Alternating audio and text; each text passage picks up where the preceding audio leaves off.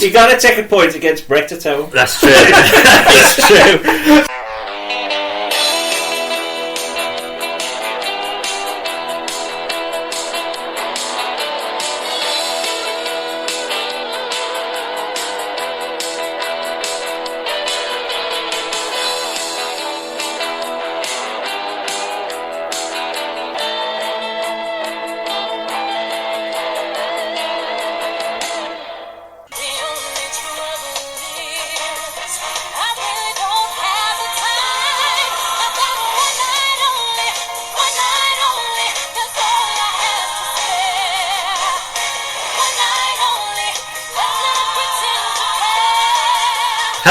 And welcome back to the only wrestling podcast that exclusively rebooks, reviews and reimagines the worst of wrestling's past. We are Better Call Creative and we are on our episode 23 today. And as ever, I am joined to my right by the Pillock himself, Jack Chan. Hello. And the Plonker to my left, Sam Chance. Hello. And I am the one and only slapper, the slaphead, Ben Chance, saying hello. And if that doesn't let you know, because it probably wouldn't, we are reviewing a special We Were There edition of Better Call Creative with One Night Only, 1997, and that was only one night only ever. It was the only one night only. But memories of One Night Only. I should caveat. I was 10. You were 8, I think. I was 5. You was 5. So you start, 5-year-old. What do you remember about One Night Only? Take us pyro. I remember loud pyro. Boom. Yeah. And shit flying at the end. Oh yeah, everything but the kitchen sink was thrown in the direction of Shawn Michaels. But we'll get to that. All I remember predominantly is getting there quite late because Grandad had parked miles away and missing the free for all. Not understanding why Owen Hart was now a real babyface because we'd missed the free for all.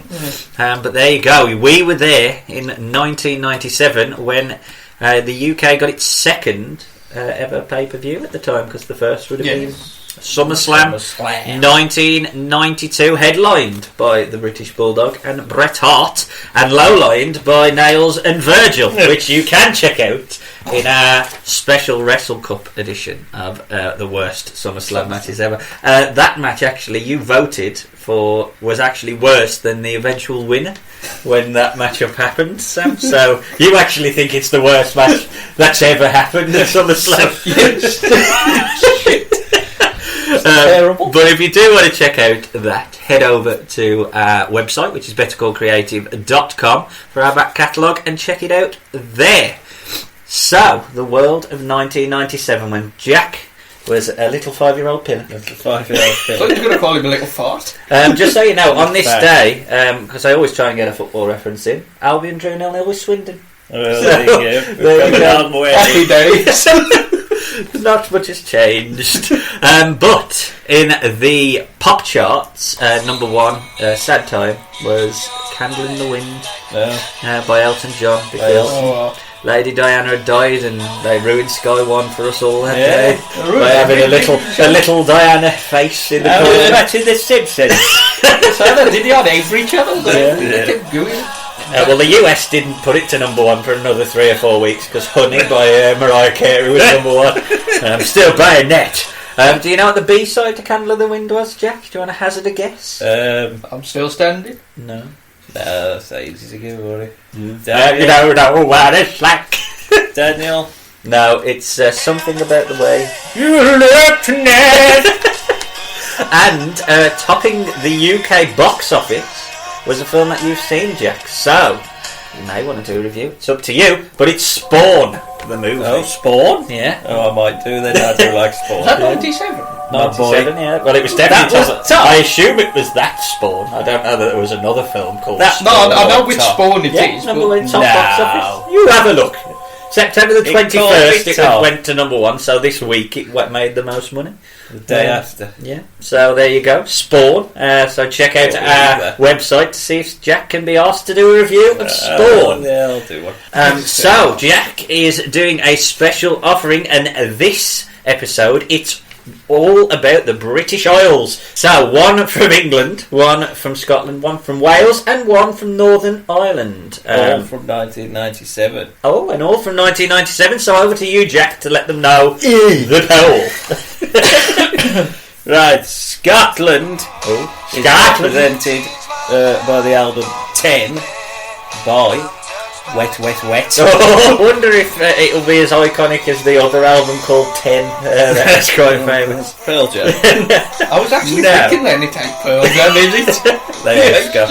They're Scottish today. Don't back it up just so you can review it. Number 2, Northern Ireland is Stiff Little Fingers with Tinderbox. Tinderbox? What the Tinderbox? Well, Stiff Little Fingers is the band. Oh, there you go. Then what is Stiff Little Fingers? They're a punk rock. I hope that doesn't mean Punk rock. It depends if you got any Irish fans. I'm voting Wet Wet Wet at the moment. Wales. Wales. It's going to be. Their album is Radiator, and the band is Super Furry Animals. You've heard Good offering, yes, I have. Yeah, good offering. heard of them, yeah. They may have just tipped the balance in their favour. No, I think England will win. England, as always. Yes. We always win everything. Is Urban Hymns by The Verve. Oh, and that was number 1 the week before. Yeah. Elton John took its crown. Oh, it wasn't actually. It was the week before, because the week before this was Men in Black. Oh, really? Will Smith. No, I prefer that. Yeah. Stay at number 1. I know. Instead of Diana. They should have done that and made it Men in Black remix. people was one, they have to do the funeral. Sam! Oh, it's too soon. That's It's too soon. We haven't gone over it yet. At least they're the Pitbull It one. might have been the Men in Black. Gotta go back in time. Go back in time. A load of shit. So, head over to our Twitter page at BCC Pod now to drop a vote on which one of those you would like to see Jack review. And the reviews themselves, alongside other poll winners, are on our website, bettercallcreative.com. And we are ready, willing and able now to head to one night only from the NEC Arena in Birmingham. NEC. Did you enjoy the old Scott style Boxer. yeah. Oh, that surprised me. It should have been the Ford.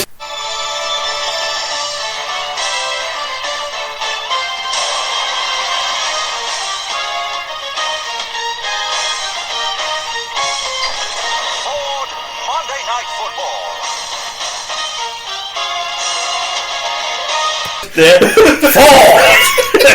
Yeah, but then you'd have Andy Graham, bloody massive face, Richard King. Just to interrupt, Albion versus Swindon 0-0.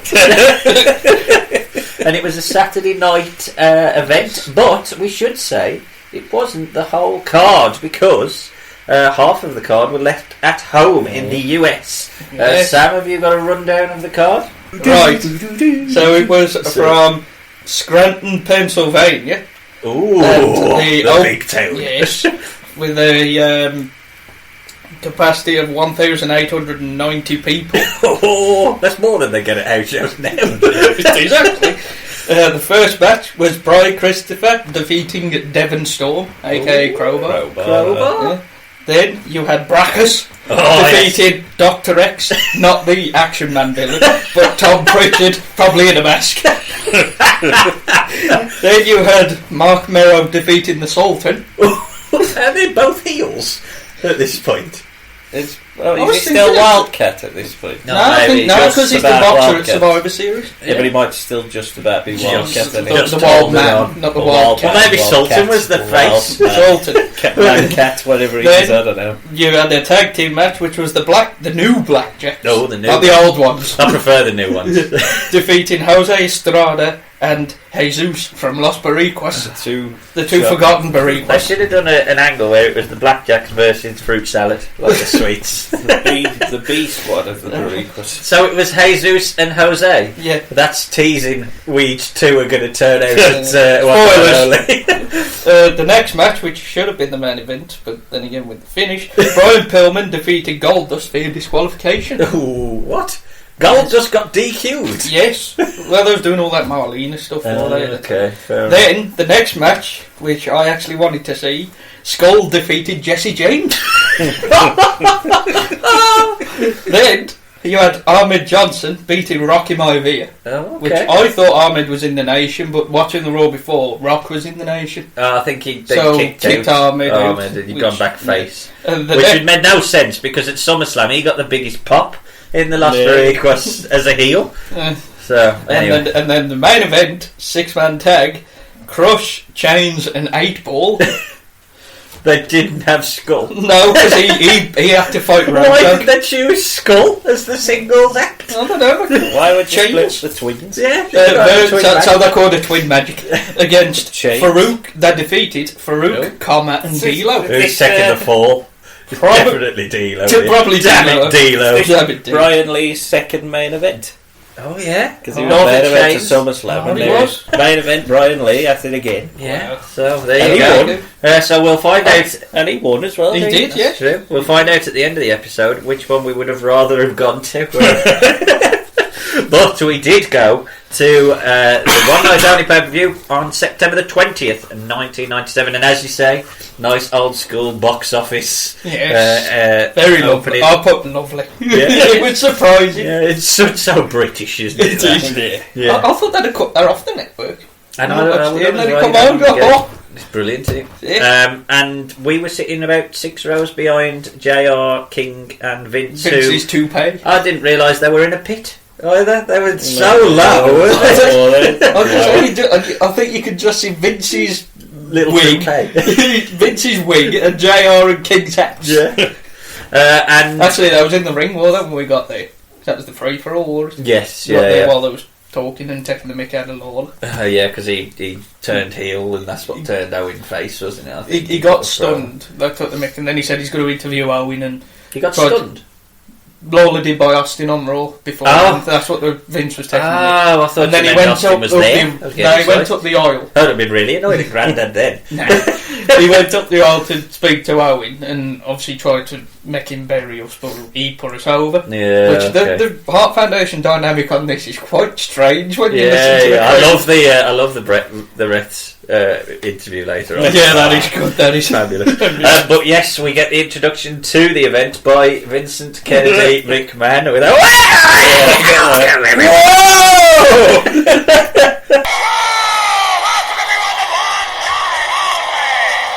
Won't be the last time we hear some Vinceisms on commentary tonight. Yeah. And our opening match is the opening match that happened at every event in 1997, I think, because it's Triple H versus Mick Foley. some kind of Foley. Mick Foley gimmick. And this gimmick is Dude Love. Yes. Sam, where do you think this ranks in the Foley gimmicks? Me personally, I prefer it. Do you think I it's like your it. favourite gimmick? Yeah, it's my I thought- favourite one. I went to you because I know you like Dude Love. How about you, Jack? It's probably out of the three. Yeah. I won't put Smiley Happy Out of the Commissioner three, Foley. it's probably third for me. I quite like it, but Mankind, yeah. the best one. It's, the only problem I have is how different is Mankind to Mankind's got more, Cactus Jack more Brown in a development, mask. More, he's gone from the heel to the demented smiley. to the Yeah, smiley. happy Mankind's the Mankind. more diverse. Cactus is just Mental. hardcore mental, and Dude Love is just Dude Love. Yeah. Dude Love happy, But Dude Love. Mankind's got more layers to it. How long is it till Dude Love's the tag team champion, or had he been tag team He champion? had at this been, point? they had to give him up at Ground Zero. This Oh, was because he, on the Raw because of Austin. Slaughter made him give it up, and that's when Austin stuns. So when JR. Austin fought at SummerSlam, then was he was half of the tag team champion? I think so. Alright. There you go.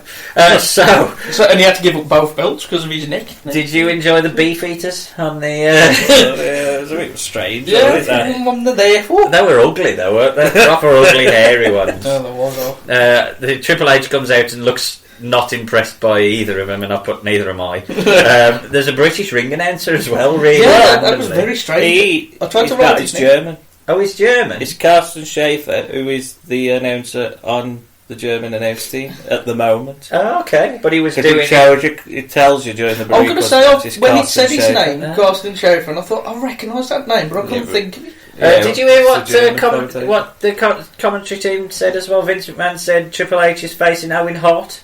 I'll splice that in. Did But he literally announced Triple H is about to face Owen Hart. Hunter Hearst Helmsley to square off against Owen Hart. One away to kick things. And then he corrects himself later on. And it cuts to a Dude Love promo. And I've put here, he's not. And if Michael Cole had said that, Vince would have murdered him.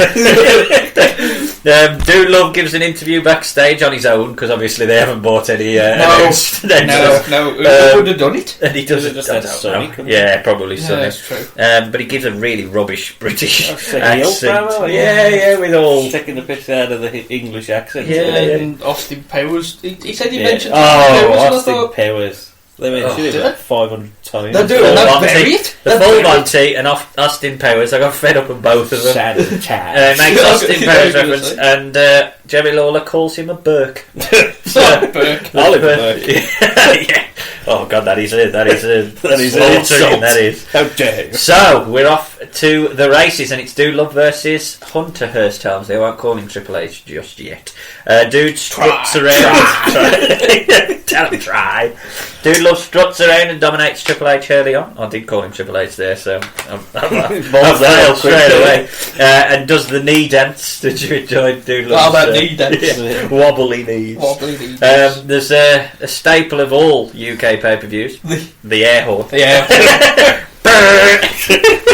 And Jerry Lawler Surprise. loves the word pillock. Oh, I did put that. Drop in English. Pillock. Pillock. Into the shoulder area. He's a real pillock. That's some more King's English. I know you guys don't have a clue, do you? A pillock. Dude Love works over the arms of Hunter Hearst Helmsley. I think that's the sort of trope that they do through the matches, that them trying to get over that dude is out wrestling Hunter.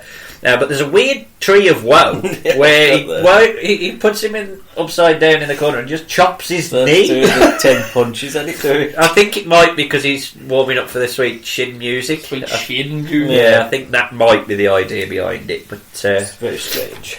and this is our first full Monty reference. And 5 minutes into the pay-per-view, I'm already fed up with all the UK references. That's what you get with the UK pay-per-view. God, just talk about the match. Yeah, I mean, it's only on over here. I know what the UK is. Work in America, they'd find it funny. Yeah, But here it's just annoying. I think the angle was that Brett refused to get it shown in the UK, in the US as well, so that Well, it was down to win. no, He they played it changed. into an angle which was I thought was quite clever. But it doesn't make much sense later on when he gets booed. What But kind of contract has Brett got? well, 10 years. So does and that you can mean- pick when the So does that mean if when you've got the pay-per-views network and it's are the shown. American version, it's not on there? Yeah, no, You don't nothing, see it. nothing at Nothing. all. Yeah, you've just got that house show. So China clotheslines dude outside to turn the tide. I put it again. So many UK puns. There's another shot from China for a 2 and a nice knee plant from Hunter Hearst Helmsley. There's an old school heel cheat stretch, but Keona does the Earl Hebner spot, kicks him, and they do the bounce off the ropes and push him, him cowering in the corner. Triple H doesn't scare the refs. The refs No, fight they'll always push him. fight. He always does that spot though, Triple H. I always remember, Hunter Hearst Helmsley being the one who got pushed around by Earl, little Earl. And Baby Earl. JR, did you hear his gorilla reference? Triple H won't want to be on the loser's side of the purse. The gorillaism. Helmsley does not want to go home with a loser. Share the purse. Yeah, there's a pedigree attempt, but it's reversed into a slingshot. And Vince's commentary, and this is line for line, and I will splice it in. Dude can only cover Hunter Hearst Helmsley. Dude can only cover Hunter Hearst Helmsley. That was it. I mean, No, he can't make him submit. cheers, Vin. What you want to bet? He could win by count out or DQ Yeah, as well. I just thought that's what? It's not true. Whoa! What a manoeuvre! There's a nice arm drag from the top by Dude and Sweet Chin music into a double arm DDT, but China puts Triple H's foot on the ropes for a 2. The confusion between the ref and China and Dude leads to a pedigree for a 3, and Hunter Hearst Helmsley has beaten Dude Love and gives China a little rub on the head. What did you think of the match, Jack? I thought it was a good opener, as it always was in '97. Yeah, I liked it. I thought it was good. Got China over, got Triple H over as a chicken shit heel, and keeps Dude Love relatively strong, even though he's on the losing end. So I thought all round it was probably Very good the right opener. call. Yep. The So crowd was hot. Yeah, the crowd was very on. I think the thing that I'm impressed with massively about this, and I suppose it's more to do with Mankind, but that's not to do down Triple H, is that the beauty of these three gimmicks is you can have Dude Love trying to out wrestle Triple H, then you can have a cage match with Mankind where you can bust his head around, and then you can get your arse kicked by Cactus Jack in a street fight at Madison Square Garden, which I would assume might have been the one after then when Cactus debuted. Yeah, I think it is. But it just goes to show the variety of matches they can have, even though they were the opener at every single pay-per-view. That is true. But I did think it was a very good match. There's comments now from the UK fans, but they were all Brummies. Well, most of them are Brummies. Did you see? They're ugly as hell. One of them is Manny. One of them's Manny. He thinks Bulldog will win. All the way. Well, we've not had many good things come out of Britain. Frank Bruno, them rubbish. Oh dear! And now they dropped. As one of them drops a Frank Bruno reference. Because what goods come out of the UK when Frank Bruno? Rubbish, Bruno. Bloody Anthony Joshua, rubbish. I'm surprised one of them they sound like a Birmingham City player. Yeah, bloody. I don't know. That's in your Peter and Love is rubbish. Or Villa. You'd probably get Villa more than likely, I think. Dear Dublin, it just sells me an home. Creates a bloody And I put God damn ugly. But something that isn't ugly These are our people. is Sunny. Well, she's our guest ring announcer, as she's finally ran out of teams to manage for a while. As she heads to the ring. This match has no heat. Go get Sunny. I mean, you may not have made her. It's true. It has no heat, does it? Oh, we'll get to this. It should be on heat. Jesus Christ, we'll get to this match. But before we do, I hope you seen it. You probably didn't. If we didn't, we're watching it right after before we go out. There's the weirdest shot of this creepy bald pervert. Did you remember? Oh, just the little bald man, but he's so perverted. Yeah, I like that. He's smart. Weird. I'm going to try and get this. I'll show you in the pub later. It's just brilliant. Absolutely brilliant. And she introduces Leif Cassidy to the quietest reaction I've ever heard on a pay-per-view. There's literally no... And JR tries to get over. Yeah, he's on when the he's coming down, do you see the sign in the crowd? I've got some definitely notes. You, Sam, who's holding this sign. It says, Meltzer is God. Oh, that was where you were sitting, wasn't it? Yeah. There is a Bastion Booger 316 sign as well, quite close to that. There's some good signs in the crowd, but there's a lot of Is God crowd signs in the crowd. I don't agree with the Meltzer one, though. Nah. So she introduces Leif Cassidy to a zero reaction, and he's heel. And I was there, and I didn't even realise until I watched it back that Leif was the heel in this match. It is weird. Well, I don't know, because from the promo you get after. Well, that was supposed to be a face promo. Yeah, that was I'm going to do well for Canada. Yeah. So, with all my people. Yeah, or Lawler had to say. We're not in Canada. So his opponent is Tiger Ali Singh, who we assume is a face, and he's out with his dad, who is Tiger. With Mexican music. Yeah, it was weird. I'm pretty sure they used one of the Mexicans in the Rumble. You like Fear Off or something like that. Fear Off. Wouldn't use his theme. Well, it must have been Bill Mascara. Something like that. Just what? Well, he's out with Tiger Jeet Singh. Was he famous in Japan? Yeah. I like Tiger sort of like he's a heel, massive heel. He looks like I don't get why they put him the in sword. face He was sort of like Tiger Jeet. Abdul. I think Abdul was New Japan and Old Japan, and he was the other side. Some people have just got a heel face, and he's got a heel face. Tiger Jeet Singh got a heel son. Such a heel. I don't know why they've tried to portray him as a face with Tiger Jeet. We're in England. Indian people live in England. Tiger gets the mic, and before he speaks, he gets boos, which is probably why, as a child, I thought he was the heel in this match. I'm a true and proud Asian Canadian who's on a mission. I want all of our children of the world to stay drug-free like me out here. Because I am the true Messiah, and with all your support, all my Canadian fans and love, we're going to set the wrestling world on fire! And then he cuts a promo and said he's doing it to for all his Canadian Indians or whatever. Canadian Indians, and he wants to tell the children to stay drug free. And that got a little bit of a pop. And then he says, "I am Birmingham." Yeah, and he says, "I am the true Messiah as well," which makes no sense. And I bring you fire. And I bring you confusion.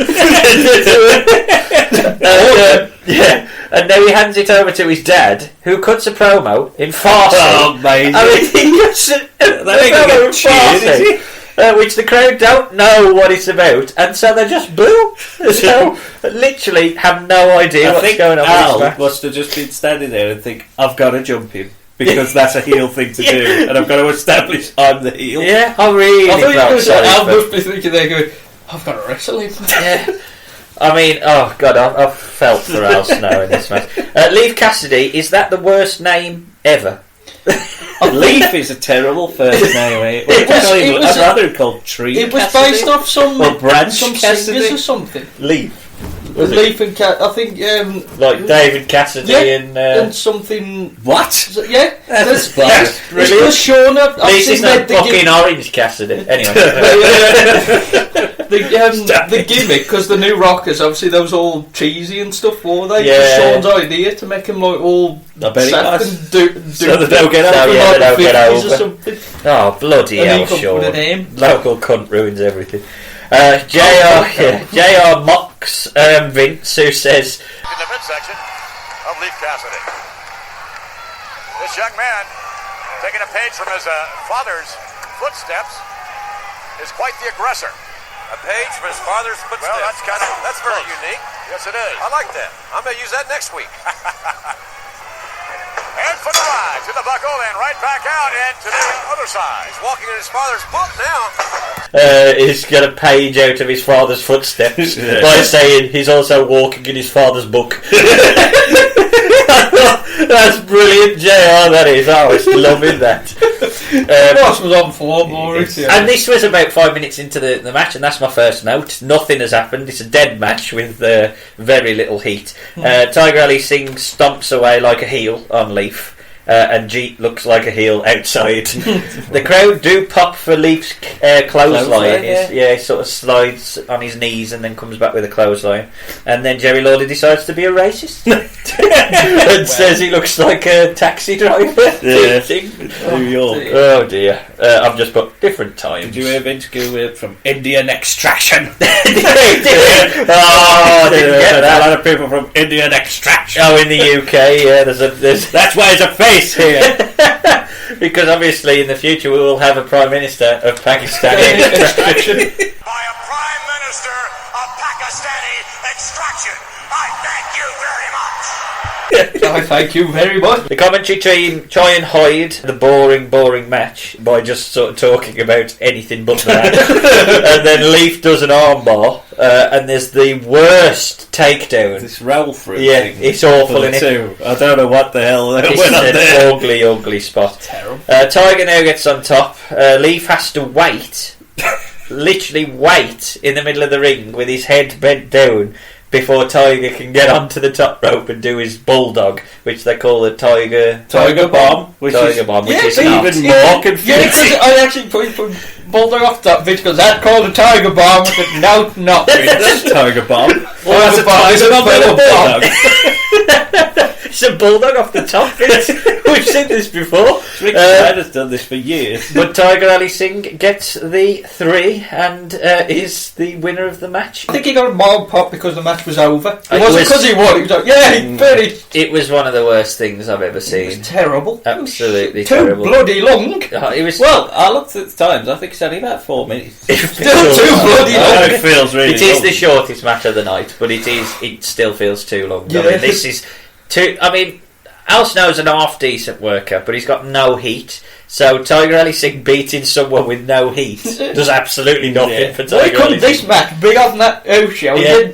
Pillman and Gold Dust on it. That's all Rock versus Ahmed or something. Yeah, or Skull v Jesse James. You'd have bring one video. Skull. Yeah, get there over here. Absolutely. I mean, that would have been a better match. So I think the consensus is shit. Bad match. It's all very good. It's very bad. Indian Canadian with Mexican music. Yeah, just make goes over in England. None of it made any sense. The booking was terrible. The match was terrible. The booking was terrible. It was just terrible. The roles was wrong. Yeah, it was completely wrong. The only highlight that I can have from the match is that Sonny was around ringside, really. And she flusters JR by flirting. He goes, "Hey, I love this. Texas, but I'm not from Texas." So I don't know what happened there. You're right, Jim. Good old Jim. You don't know what to do. As she's going up the aisle, we get the Los Boricos music, and Sam's spoilt the mystery on who the two members are, because it is Savio and Miguel. Are we saying the A team? Two that you remember. Yeah, the top two. Yeah, Savio and Miguel. City and Liverpool. The group. Who's the other two? The Huddersfield and Fulham. Who is your favourite Boricua? Savio. Anyone who's any good. I do like Miguel just because he's hairy. Very hairy. He's so old school heel as well, isn't he? After every move he just gets up and goes yeah, right, like that. Yeah, brilliant. And the Headbangers are our tag team champions. We'll get a recap of them beating Bulldog and Owen at Ground Zero. Yeah, a fatal four-way. Oh, was it a fatal four-way? Well, it was like an elimination. And Austin got involved in a Headbangers match. I think it might have actually been the Godwins and the Blackjacks. I thought it was LOD. Who did they fight then? That probably would have kept LOD away from these, because they keep going on about them being no chance. And they keep going on about him being like the uncrowned tag team champion. It's like, we don't trust Hawk enough to give him a belt. We'll put him over as a tag champ. But they had tag champs very shortly. So they used him just before the Rumble, don't they? I think that's more to do with putting over the New Age Outlaws than really rewarding LOD. Headbangers, underrated tag team. I always like the Headbangers. I think they're solid. I like it. The Headbangers. I think they are underrated. Yeah, very good really. gimmick. Probably ahead of its time a little bit. The gimmick. Slightly better workers than what I remember, because I'm obviously watching this match and then watching the match on Raw where they fought Bulldog and Brett. That was really good. Bulldog and Brett? Yeah, it was for the tag champs. Yes, that was the main event, and then Patriot and Brett v Thrasher. Yeah, Thrasher was out wrestling him. This is a Warzone I just love the fact that Bulldog loses in his hometown to Shawn, goes back home, and then gets beat by Mosh. No, he got beat by Mosh, then lost in his hometown. This is the Raw before that. He had a bad week. And Diana died, but not his wife. Not his wife. So don't be doing that. You know what he says in his promo. So yeah, I do. Headbangers recover early on from a jumping from the Los Boricos and hot dog for the crowd. I realise they were over the Headbangers. Well, yeah, they were. To be fair, they loved him. And Miguel is second generation. Is his father Al Perez?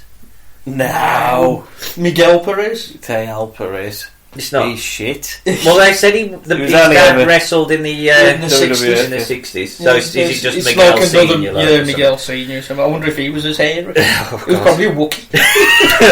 He's our next podcast. We've got to find Miguel. Gotta do a Miguel podcast. Yeah, Miguel special. There's a nice. He'll get us. He'll follow us. Yeah, exactly. Yeah, we've got to do a Sergeant Slaughter special now. Anyway. And I don't know, maybe a Thrasher special. And anyway, we've put over Thrasher, so we love you, Thrasher. Glenn, good old Glenn. He was so happy with the belt, though. When you see, particularly on Raw, I was like, really happy. Like, oh my god, we want a belt! Glenn Ruth at this point is about 50 years old. He's an old man. He's trained Mosh. Yeah, he was the one who trained him. Brilliant. So there's a nice double team early on by the Headbangers and a nice head scissors and escape routine by Savio and Thrasher, who start the match.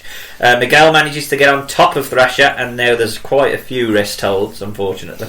That's the problem with it. Yeah. There's old school double team spots by Savio and Miguel, getting Mosh to distract the referee and then double teaming him behind the referee.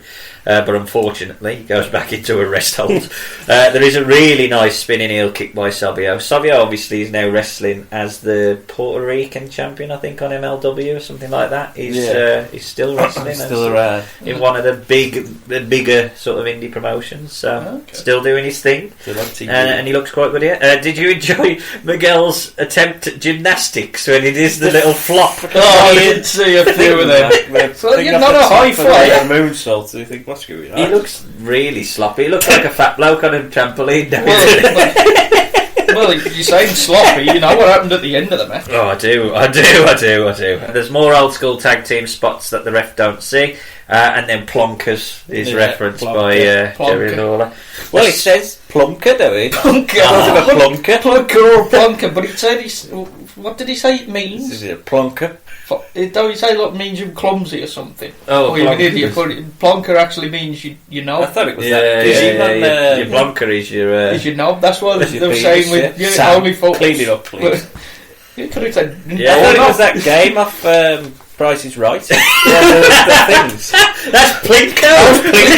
Plonko. I thought it was Plunky. I'm definitely splicing in some Plinko. Kaplonko. You bloody Kaplonk. Oh dear. Get some cash. Yes, £100. Okay, £100. Try and get a 500 this time. A five. Oh! Nothing for that one. So let's see. You're going to try the other side. It's coming down, and it's a 200. All you've got is 200. Come on, let's get as much as we can.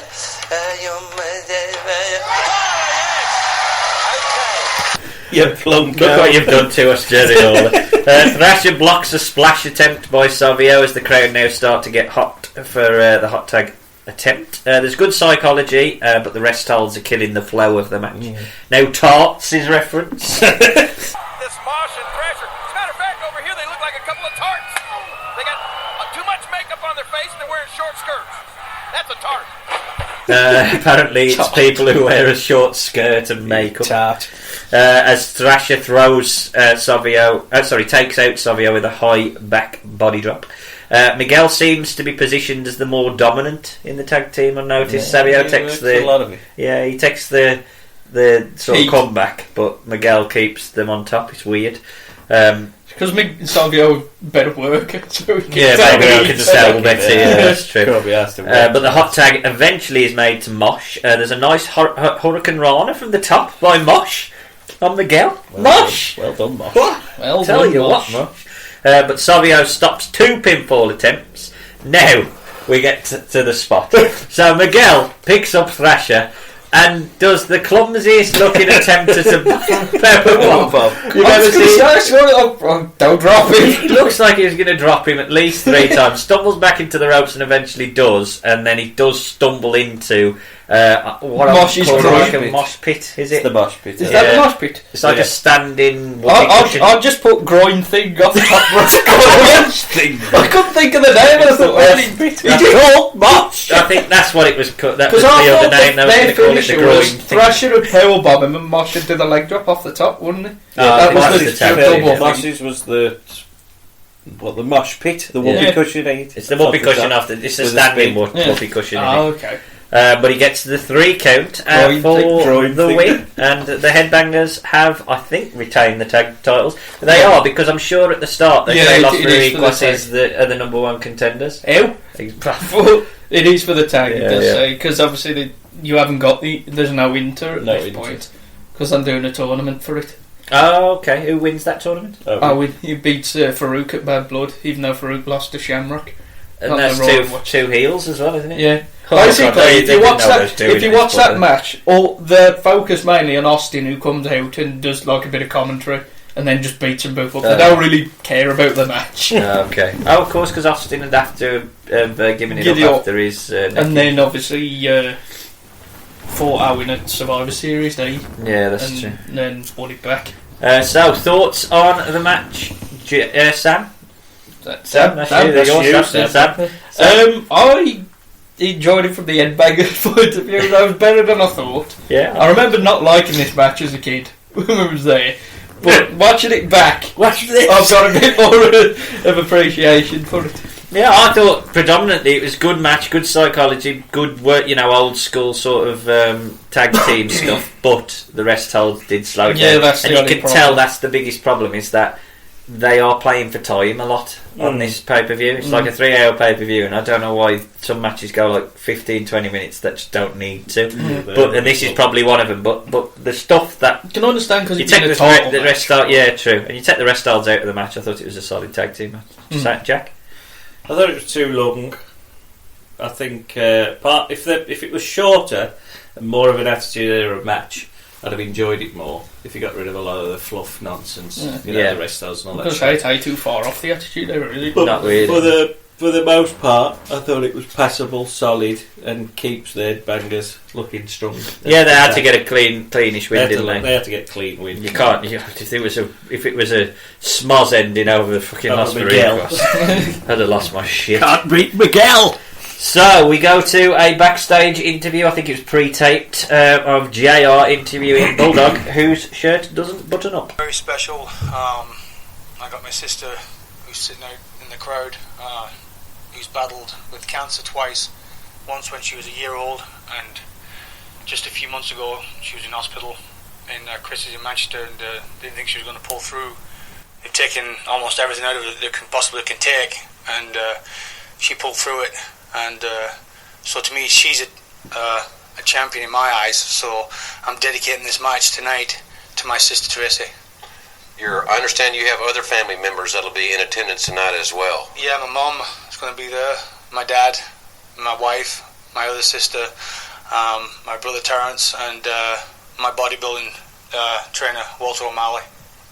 This is certainly going to be, I would think, one of the most exhilarating feelings you'll ever have, being introduced here in Birmingham.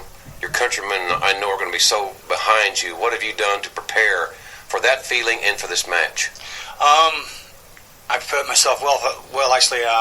I've dropped about, in English weight, about 2 stone, which is about 28 pounds, because Sean's quite a bit lighter than I am, so that makes him a lot faster than I am. So I'm going to be right there with him, toe to toe, just as fast as he is. But the one thing the British Bulldog's got, and that's strength, and Sean can't match me strength on strength, but he is one of the World Wrestling Federation's top superstars in the World Wrestling Federation today. So I've geared up and got myself ready for this match. Have you ever been more ready? Is this going to be, as far as you're concerned, the biggest night of your career? Yeah, I would say it's going to be the biggest night of my career, yeah. Defending my European belt, especially when I walk out at the NEC Arena in front of 15,000 people and live on pay-per-view all over Europe. It's going to be one of the biggest events that I've ever stepped and walked out in front of. And you're ready to go? I'm ready to go. Good luck. Thank you. Because he's lost all the buttons on his shirt. He's got to show his tits, isn't he? He's lost 2 stone. Now this is... Oh, he has lost 2 stone. 2 stone, which is... 2 stone in about 14 pounds. So British, you know. Just didn't give a shit about learning an American accent. I tell you what he is. He's so pilled up. I tell you what he is. Just Google it. He was so pilled up, and he is bizarre. So, can you tell? Got to wait whether he wants to or not. Whether I want to or not. The tasteless angle here, especially with where this is going to end up. Bulldog talks about his sister, who has cancer, or had cancer. He's going to be in his corner tonight, and then all his family is going to be there. His dog, his trainer. What actually happened? His dog, his parrot,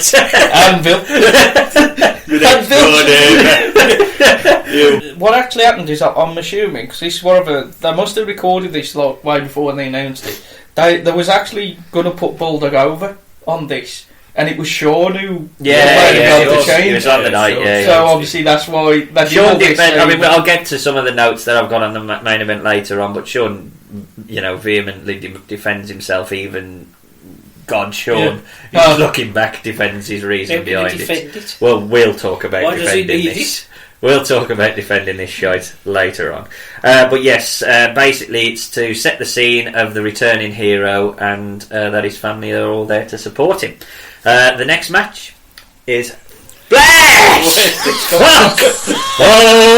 This is Flash's Last Fox theme. Sam, all proud of you.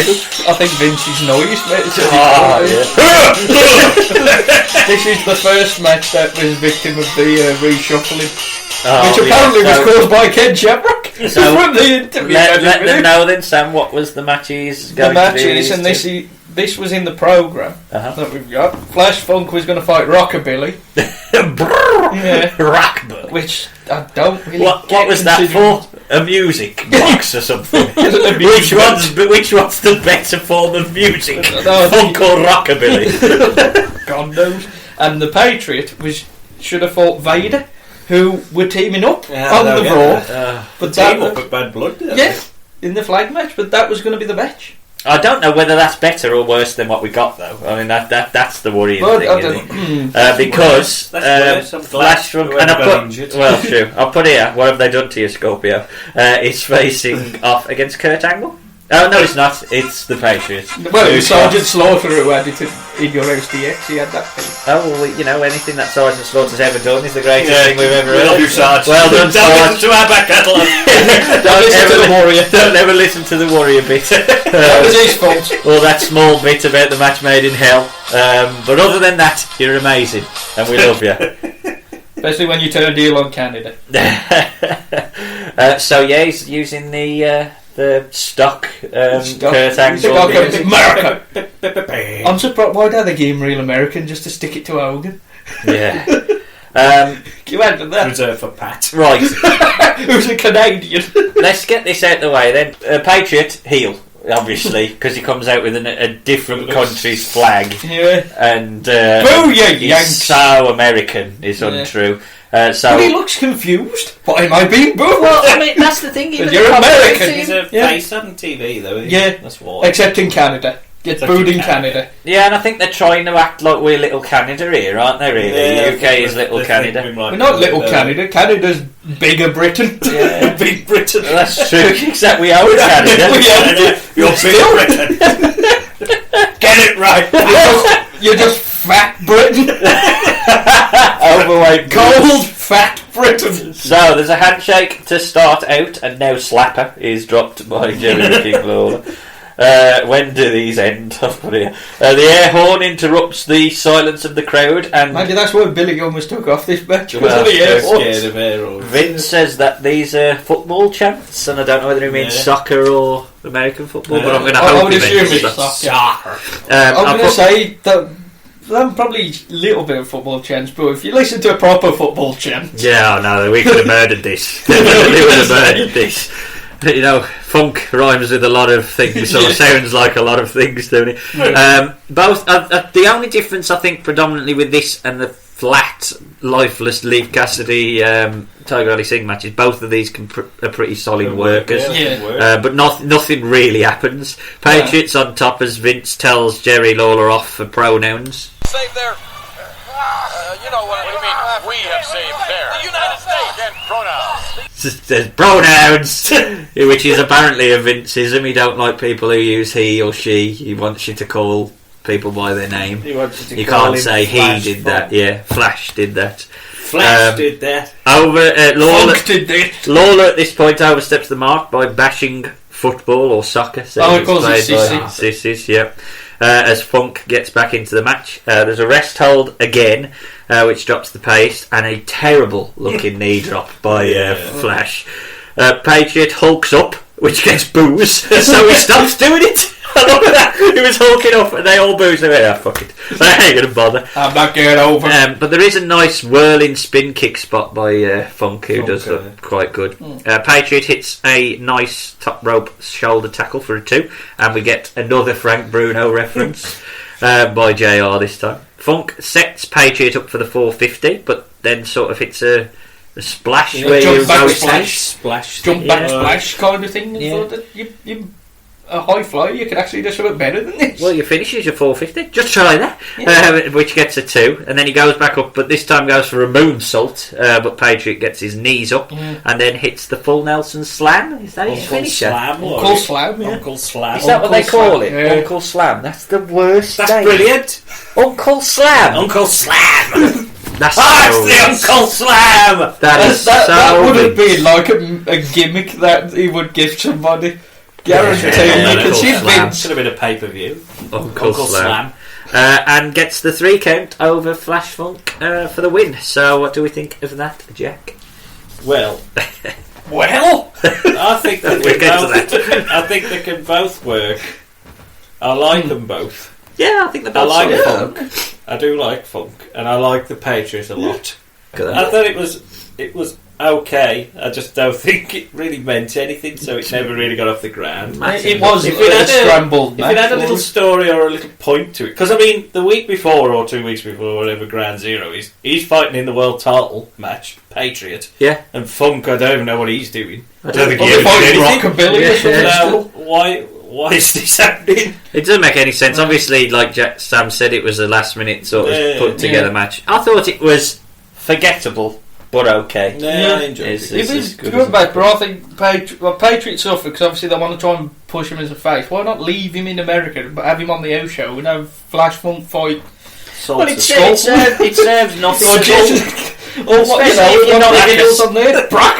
Brackus! Bring Brackus so we can boo the Yeah, German. because you're not getting it, you can't get him over as a heel because you're not trying to do that. The only reason you would have him in a heel spot is if he's fighting one of the Hearts, Yeah, and he wasn't. and in He was Canada. fighting. Obviously, because Canada, that was the storyline that they was building. And I don't Which everybody really was understand the hearing. logic in us Except- hating him because he's American and then cheering the other American Cheering Funk. who's American. Yeah, but Flash Funk. Yeah. He's a Britain Heart. he's a fucking American. He's just like gangered up anyway. Oh, isn't he? he's off his Oh yeah, he's Scorpion all the time. Yeah. Constantly gangered up. Yeah. So the I love Patriots Flash. gets a win, and so far on our card we've saw a win for Tiger Ali Singh and the Patriots. There are many pay-per-views. I wonder that where you get these there. two have in about 6 Yeah, months. definitely. Well, actually, one of them lasts till 2001. Tiger Ali Singh, is he around till then? Yeah. Didn't the Rumble? Well, he manages. He's in the Rumble in '99, and he's a How did manager. he later. manage that? He 'Cause manages was Mosh and rubbish, Dino. weren't he? No. I mean, he was rubbish. He was just shit. didn't improve. No, That's Actually, all. he was at what are you, Capital Carnage? Was he? Yeah, because I think Did he fight Edge? he fought Edge, and I think that was the match after the promo Vince made about the Pakistani extraction. The next person out Tiger Ali Singh. Vince meant that. He meant that. Oh dear. So That's what we're going to review. well, from the crazy to the bizarre, as we go backstage to LOD, who are cutting a promo. I like the fact that they start cutting the promo and you can't hear him to begin with. Oh well, yeah, you can't hear him. I'm not really wrote down what Animal says because it's basically just shout, shout, shout. We're going to win. Shout, shout. We're going to get you. Shout. Little too much. But Hook. Joel, little birdie in the sky, let a whitewash right in my eye. But I'm a big boy, I don't cry. Geez, I'm glad cows don't fly. But that's the only thing I'll be glad about when we get in the ring with you Godwins. It's over. You don't like it, we don't care. What a rush. What's happened here? A little bird is shit in my eye, but I didn't cry, and I'm glad cows don't fly. What a rush. the promo. Little birdie in the sky, little whitewash in my eye. Shat in his eye. Yeah. God, I'm glad. I'm a big boy. I won't cry. But geez, I'm glad cows don't fly. And I just put shout the LOD promo, Hawk poem about bird and cow shit. That's all it is. It might be the greatest thing I've ever heard, or it might be the worst. I'm still not sure. This is how you put over your match with the Godwins. is. People What shitting would in the his eye. Godwins think? My God, you would be petrified. Who was that man you played like a bird shit in his mouth? Honey, yeah, that's what it's about. No, I'm glad. So blind. So that's basically what he's saying, isn't he? The bird might shit on us, but I'm glad a cow can't. I mean, what the hell? What a rush! Oh, what a smell. It's just... We've done too much LOD. We keep done a lot of running LOD. into it. It's just, I don't care. Hawk's the present that just keeps on giving. This, I can't remember this promo, but now I've heard it. It's got to be the greatest thing I've ever heard. Just basically spice it in. Oh, Just well. his bit. Not shouty animal, he don't make sense. Well, it does make sense. It makes sense. Well, it just says nothing, doesn't it, really, basically? With,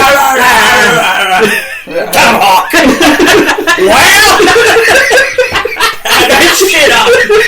I think this is when you need Paul Eller someone who's going to bring it back together. Walked up, started reading his paper. Well, the Express and Star rolled up. What a big paper. He'd have had the Sun, really. No, he's more intelligent. What's the Telegraph? The Telegraph, the Financial Times. Massive.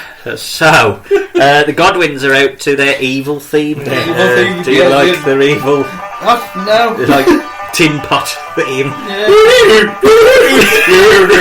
It's awful, isn't it? Absolutely. No hillbilly Jeff. Very heelish. They do enjoy Billy Colby a heel. No, Colby. They do enjoy a Dexy's Midnight Runner's little nipple slip. It looks really good. And in the crowd, so you obviously mentioned the Meltzer is God sign. Did you see the HBK's gay sign? Yeah. So 1997. Welcome to Britain. And starting the match, which is now between LOD and the Godwins, is Henry O. Godwin and Animal. They are very shiny, aren't they? The LOD. They're very shiny people. Did you notice the fella in the crowd wearing the 1997 Aston Villa shirt? I did see. Pissed me off. No bed. Animal shit on the Villa, not shit in Hawkside. Shit on the Villa. Animal powers through everything and hits his shoulder tackle. Then Hawk comes in and dominates Phineas. Vince backs. No. When Hawk comes in, he batters Phineas. Oh, he really kicks the living shit out of him. Well, I don't know why they would be pissed off. They broke Henry's head and neck. Yeah. I mean, if anyone should be kicking the shit out of someone, it should be Henry. Vince first makes a joke and then backs off laughing about mad cow's disease. Naughty cow. And there's a nice clothesline over the top by Henry on Animal. He snaps his neck off the bottom rope though. Yeah. It looks meaty, doesn't it? Proper meaty. Animal plays the face in peril as the Godwins work over the shoulder of Animal. The hot tag is to Hawk, who body slams both of them and hits a neck breaker on Phineas. But a slop drop on Hawk gets a 2. I was certain he was going to just stand straight up. I thought he'd just get strapped up. No, it's only Paul drivers he does that. Yeah. Godwins then choke Hawk with the racist flag. The stars and bars. He's putting it over. Unbelievable. And now Hawk plays the face in peril. So Animal makes the hot tag. You mean Hawk was selling? Well, looks likely. Not really. Not much. So LOD he was guessed. He's lying down probably. LOD get in, and after a bit of a smoz, it's not going to be Henry. Phineas takes the horribly dangerous Doomsday device for a 3 count. You could tell he was already like, I've got to make sure I turn round in the air. But it does scare the living shit out of me when a bloke that big is doing a flick of someone's shoulders. Do a flick. Oh no. For the 3. And the LOD have won in the UK. Obviously they did get the LOD mega pop as well from the crowd. It was pretty hot. But just Sam, what did you think of an LOD Godwins match? It was alright, it's just the promo at the beginning. That's what made it. Should have just played that for 10 minutes. Mental Hawk. You should have just read a poem, shouldn't you? Yes. Jack? I don't like it. I don't think they work very well together. I don't. They never do anything to the LOD. And at this point, the whole value has lost its lustre.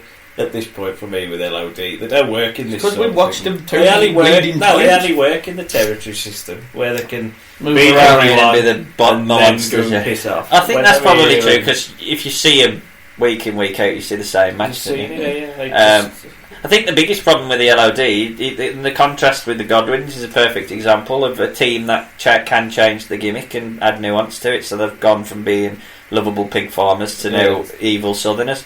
The LOD just never changed until Hawk died. They had Uncle Cletus as well with them. It's pretty much the only time they ever changed was when Hawk was replaced by Heidenreich. And they had him But then I think they tried the best in '98 when they gave him helmets and tried to change the look, but it just all through his helmet in the crowd. Yeah, he don't like it. Animal liked it, but it's still the same shite. It's still the same matches, the same teams have beaten. And I don't want to look. I think the LOD, we've probably seen some bad LOD, and I think 90s LOD probably isn't as special as 80s LOD in the NWA. But I think the Godwins are a better team than the LOD. Oh my God, I'm saying it. I'm putting it out there. 1997's Godwins are better than 1997 at selling LOD. I think they could have done with getting a win more than the LOD. Yeah, you could have hit him in the back of the head with a bloody pan or whatever it is they brought to the ring. The bucket. Yeah, the bucket. Just cheat. I would have probably put over the Godwins. However, it was such a forgettable match that I don't really care that much. And we did get to see Hawk cut a lovely promo, which will probably play us out. Now, we get an interview in ring, which I'd completely forgot about, even though we were I remember this, but the person who come out and interrupted him, I don't remember him. I don't remember him being there. Well, we'll get it. Oh, that was the worst bit of the whole show. That's the biggest disappointment.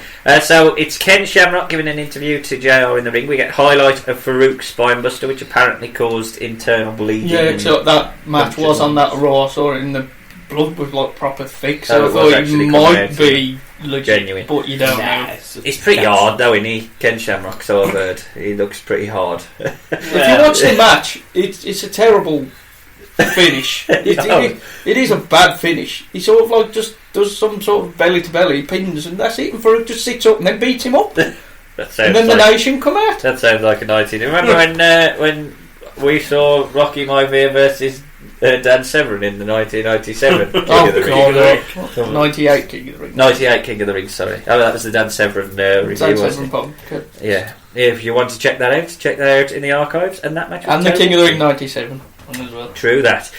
He does do the cheap pop thing of thanking the UK fans, and he wanted to come out and fight, but they won't let him. Oh, is he out? Did he get a little bit of a boo when he come out? A tiny bit, but there was a lot of little boos and stuff. Even it just felt like there was always a little boo somewhere. Typical UK. Somebody don't like me. Yeah, and out comes, with no music, unfortunately, Rockabilly.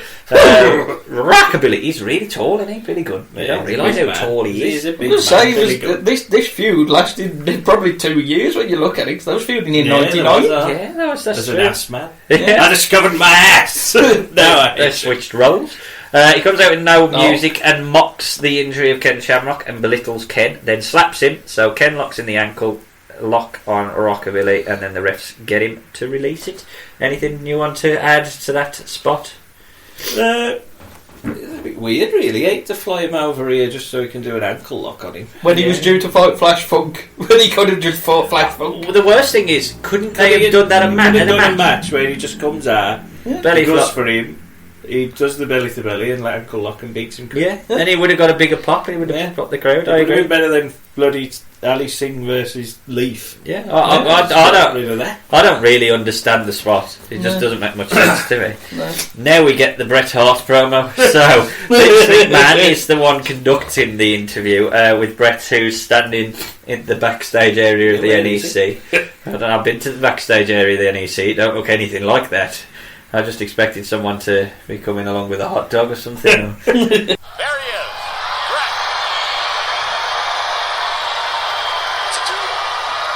Well, Bret, somewhat of a mixed reaction here. Nonetheless, it's your opportunity to do what you do best against The Undertaker. What sort of attitude will the Hitman have coming into this matchup? Well, to me, this is just about like wrestling at home. As far as I'm concerned, I still like to believe in my heart that I'm still the champion that I always was years and years and years ago. I think I've got the greatest fans in the world over here in England, and I don't underestimate The Undertaker, and I know that he's got his fans and his following. All I'm going to say is one thing. I'm going to fight fire with fire, and I'm going to do the best that I can, which means I will prove once again that I still am the best there is, the best there was, and plain and simply, the best that there ever will be. Well, I'd like to also ask you, but with The Undertaker, with the frame of mind that he is in, given what happened at SummerSlam The Undertaker, I would suggest, is going to be pell-mell all over you, no holds barred. Well, I expect that. I mean, Undertaker, this guy's, he's a great wrestler, and he's tough, and he's bad. And I'd say he's probably the hardest fight I'm ever going to have. But that doesn't mean I'm going into this thing expecting the worst. I'm not. This is just about like wrestling with home field advantage, and I think the people know me for what I am. They still believe in me, and I'm just going to go in there and do the best I can, which has always worked well for me. Well, I don't think you're hearing what we're hearing. I don't think they like you here. Well, or maybe they do. They just need to start liking me again. I don't know. I don't know. All they see is American television. Does it matter to you whether they like you or not, Brett? Does it matter to you?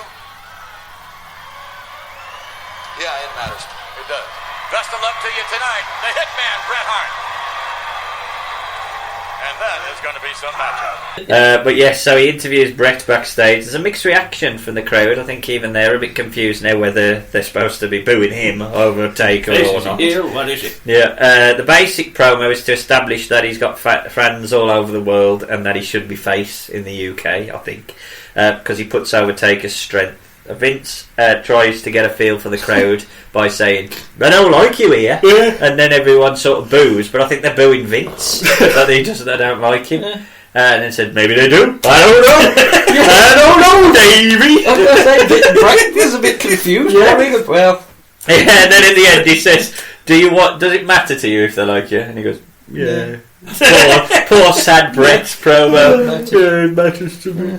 It was just a weird promo, wasn't it? Very strange. Not one of his best. Yeah, but Vince immediately interrupts himself by going back into Vince McMahon and goes, it's time! Oh, Vader is coming out. Who is heel? What do you mean by that?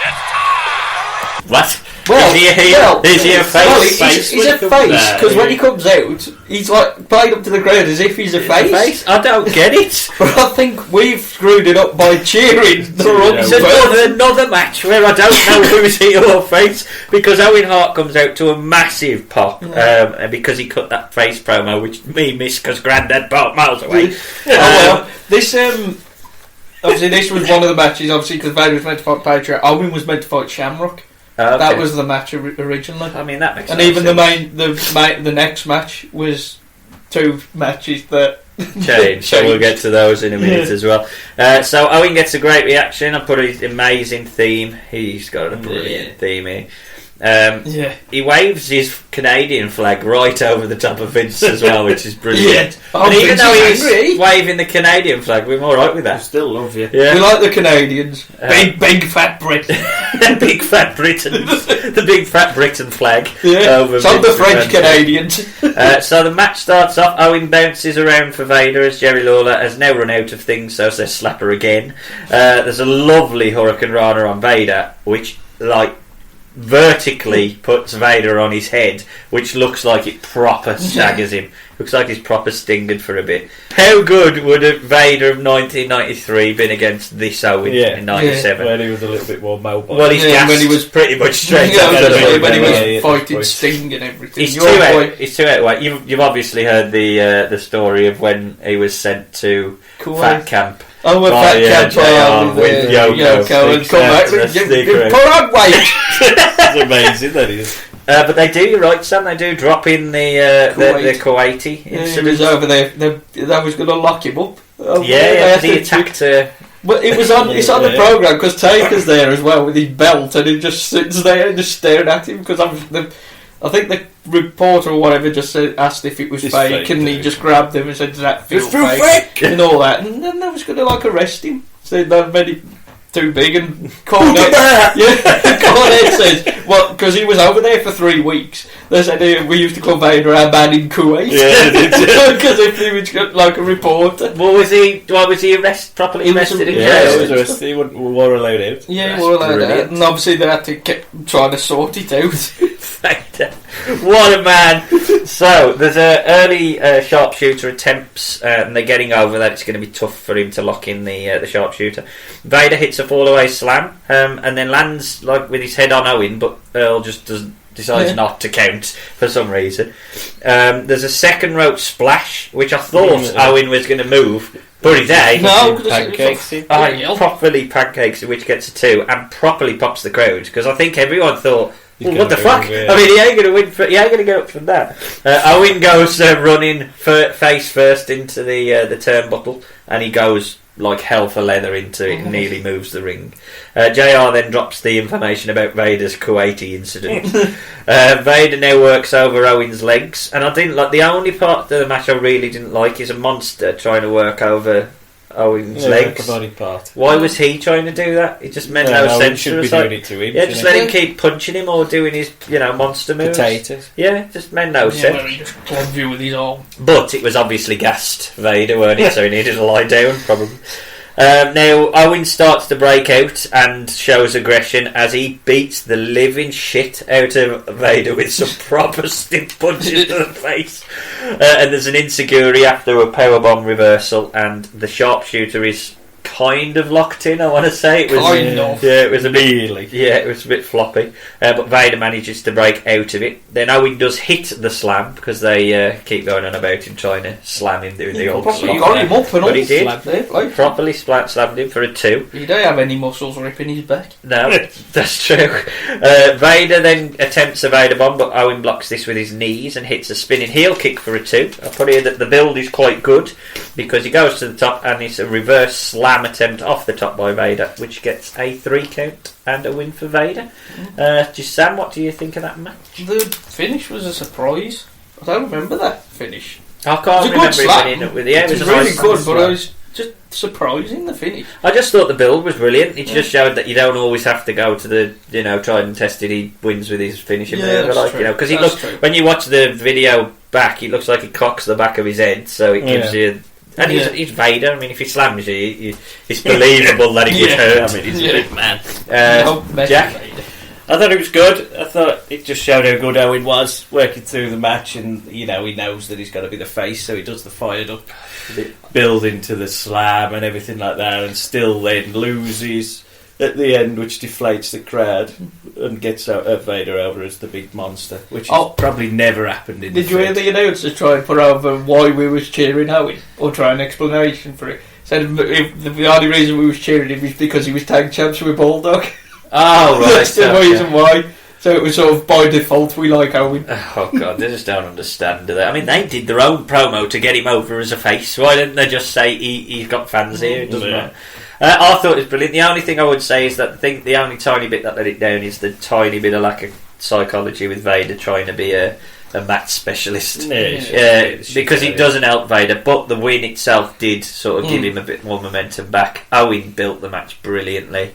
Because at this time, I mean, it's only a month before Owen's back at being IC champion, but he was IC champion 3 weeks before this as well. So it's a credible win for a bloke who's probably not won at all. And he just lost the tag belts as well, hasn't he? So he had 2. And like you, I mean, Owen Hart's an absolute star in here. The way that he manages to go from being a heel to a face in one night, and then puts on a face match against a bloke who is kind of face but isn't. He's just brilliant. I can't put over enough how good Owen is. No doubt that was all down to him.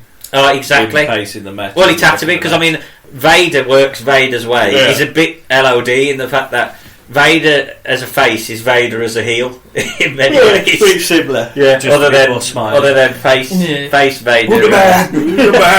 Then again, he did that anyway. They do his little dance on the aisle. I love that. You've got to love that one. You got to love Vader. But I put good match. Very good match. Very good. So, SummerSlam is recapped, and we get a video of Brett winning the belt from Taker, and the horrible spit on Shawn Michaels, which led to... Yeah, I mean, that was a proper loogie. A little bit of a trope about 1997 is that every interview with Taker is done from the floor. Because looking up in dark. Yeah, we get the dark looking up Taker promo. Red Hart, one night only. You have one night to prove to all the world you deserve to be World Wrestling Federation champion. For you see, Brett, Shawn Michaels won't be the special referee. What's that mean? It means that you have to look into the eyes of the Reaper and deal with me one-on-one. There's not going to be someone lurking in the shadows waiting to hit me in the head with a chair. And although you may have all these fans across the world convinced that you're their savior, but you're nothing more than a demon, and I will expose you as that demon tonight. The Undertaker recognizes no boundaries, only creatures for which you are not. So what this means, Bret Hart, is when this faithful night ends and you are looking up at the Reaper, prepare to rest in peace. No, it was so by the numbers, weren't it? It was there's no Sean there to help you, so you got to go one-on-one with me. And then he reinforces that Bret's an international star, so again tries to get over that. It's okay to cheer him, but he's going to recapture the belt tonight, and Bret will rest in peace. Completely forgettable. Should have said, Bret, a bird shat in me eye.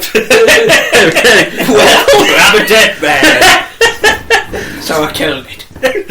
So now we go to the first mega pop of the night as Taker's music hits. Again, I remember when he came out as a kid, and it's like a proper entrance. It is, yeah. I mean, you feel Taker's entrance, that and all. But this is like your ears do as well. Yeah, the bang! That scared the shit out of me when I was playing. Me not, and I looked at the crowd, and a couple of them after go, It was loud though. I mean, it was loud on the telly. Yeah. So you can imagine what it was like in the crowd. But it does give you goosebumps, and I'll put here because it's relevant, and I'm going to reference it. One of the goosebump entrance moments recently happened at SummerSlam. What did you think of the Fiend entrance? I knew you'd love it. I knew you'd love it. The new theme, Jack. It's amazing. It just goes so well with the gimmick of the horror gimmick. So he needed like a screamy, shouty theme. And the match was brilliant. I mean, the way that it was structured. That was the best match on the card, probably. Yeah, not because it was particularly flippy. Had 15 they needed a 15 flips. All he needed to do was put his hands on his ear and do a little twitch, and that got him over more than 6-10 moves by easy. It was just brilliant, absolutely brilliant, and that's where that gimmick wrestling's lacking. It will definitely. They've got to make sure that they protect that gimmick. I think they do. I think they know. That's why we wore on the shows, and I think from the sound of it, because obviously he's going to be the downloadable on 2K20. They said he's a playable character as the Fiend, which kind of hints that Bray Wyatt might wrestle as the other Bray Wyatt as well.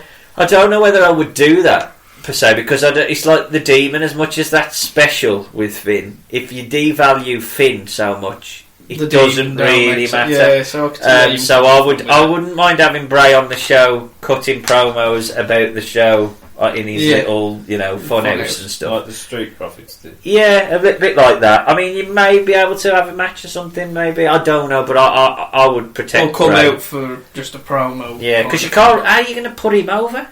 How are you going to put Mr. Rogers over anyone? That's true. It's difficult to have normal Sweater Bray in a match or a feud. Yeah, when you got the Fiend, but it's a necessary character to build the Fiend.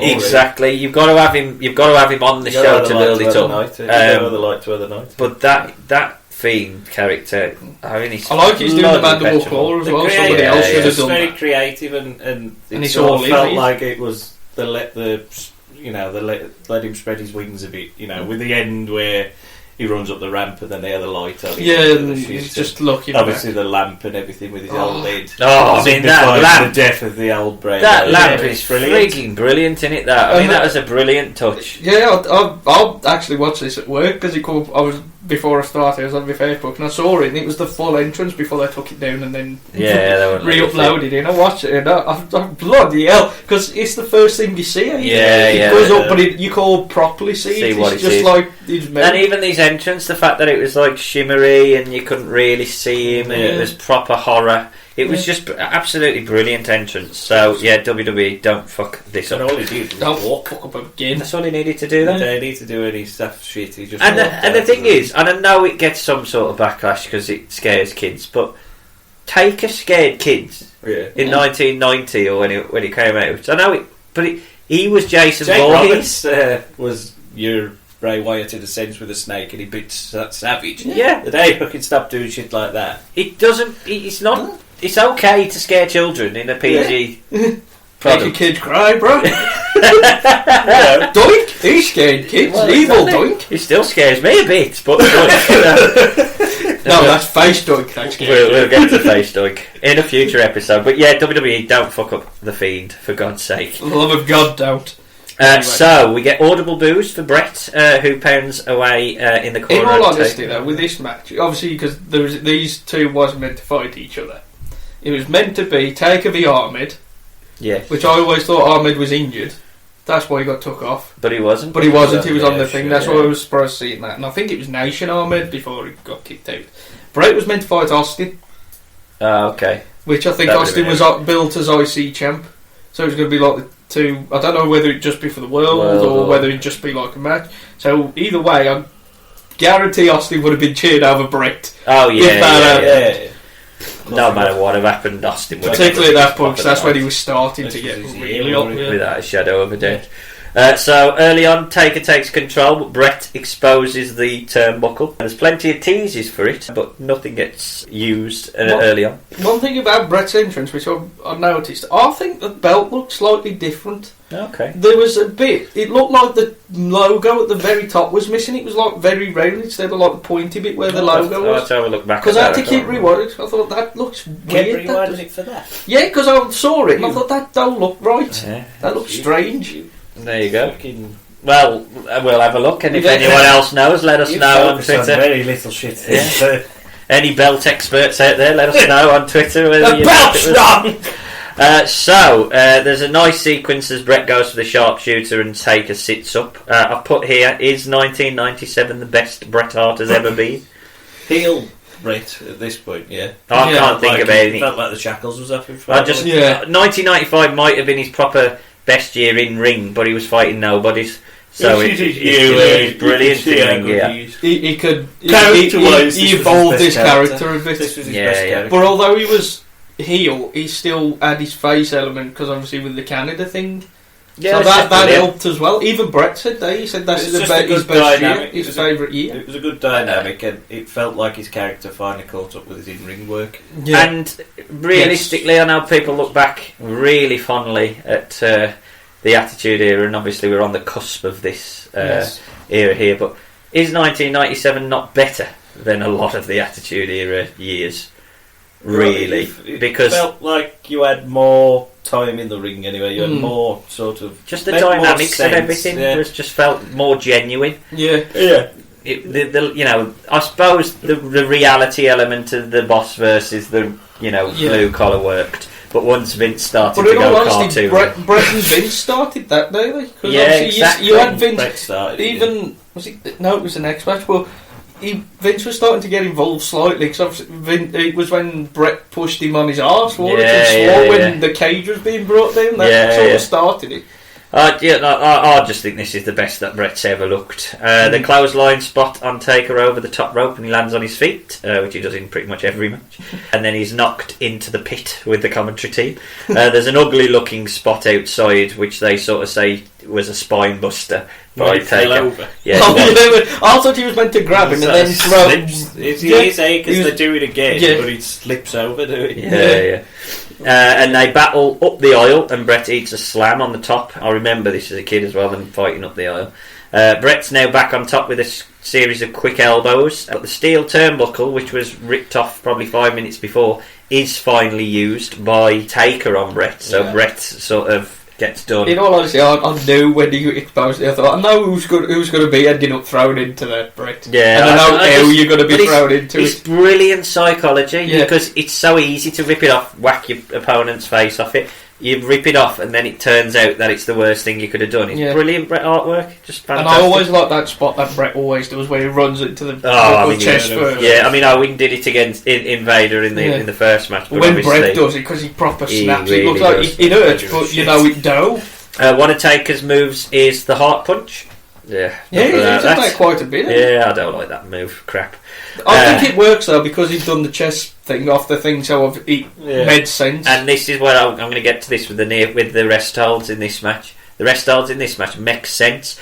Brett works over the leg. Taker works over the back and chest. Yeah, that's fine. Yes, it doesn't make any sense doing rest holds if there's no point. If you Savio Vega holding Mosh's arm for a bit, what's the point? So Taker dominates and works over Brett's chest area. There's a near fall and Taker applies a backbreaker. Why does it look so good when Brett takes a backbreaker over his knee? It looks like he's going to break him in half. It's brilliant. Brett's back in it though and works over Taker's legs, and there's a lovely sort of leg snap spot by Brett.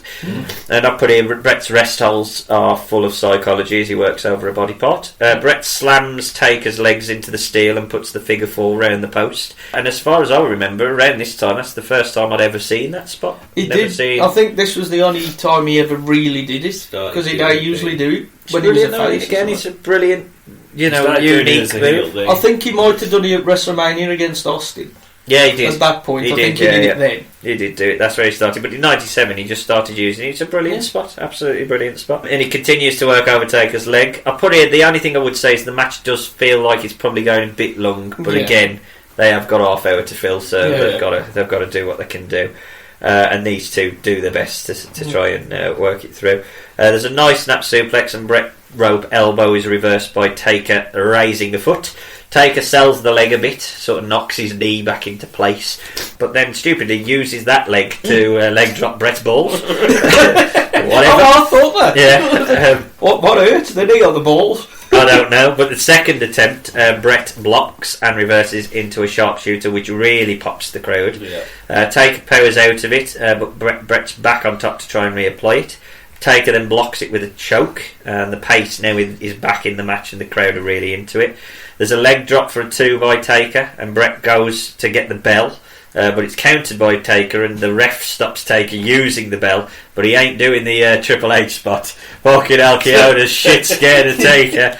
That was the thing. Everybody, the refs beat up Triple H, and they ran away from Taker. Yeah, definitely. There's a nice spot now where Taker tosses Brett over the top onto a cameraman. Cameraman? Yeah, he really eats it. And Brett gets tossed into the steel steps. Brett's leg then buckles as he slides into the post, which is a nice spot. So he's sort of throwing towards and he's sliding. And obviously that plays into his hurting his chest again, which is brilliant. Brett manages to block an old school, and now the sequence where Taker goes for a tombstone, and then Brett reverses it and sort of teases a tombstone of his own. Then Taker reverses it, goes for a tombstone, stumbles, and Brett's head gets caught in the ropes. He's sort of grabbing onto the ropes. You can tell he's doing it purposely, but that's what I mean. It's just a brilliant spot. I've never seen a match end like this before. Obviously, it's a bit of a schmoz ending. You would have preferred to seen a clean ending, but you've got to keep both of these two clean because of the two main events. Really, obviously, Brett, you ain't going to change it, and Taker's got his thing with Shawn, and this was just and where he would end up with Bearer and Kane as well. You have to keep him strong. It was just a brilliant ending, and I remember as a kid Bret Hart being stuck in the ropes and thinking, God, I've never seen that sort of thing before. But so the referees try to come out to help Brett. Taker choke slams Chioda, and they say an official. They don't call him Gerald Briscoe, do they? They never call him. Official. It doesn't make no sense. I mean, it's Briscoe. You've got like a former NWA tag team champion. They never really WWF tag champ actually. WWF tag team. They never did. The only time I know they did announce him was when I did.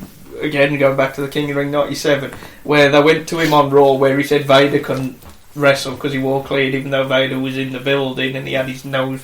Oh yeah, with his mask still on, and he's very sad. Very sad Vader. Poor Vader. That's the ending of the match. Owen comes and helps Brett out, and it's sort of been called off, I assume. And Taker runs after what's his name, the ring announcer, Dowie as well. Because he's like in the crowd.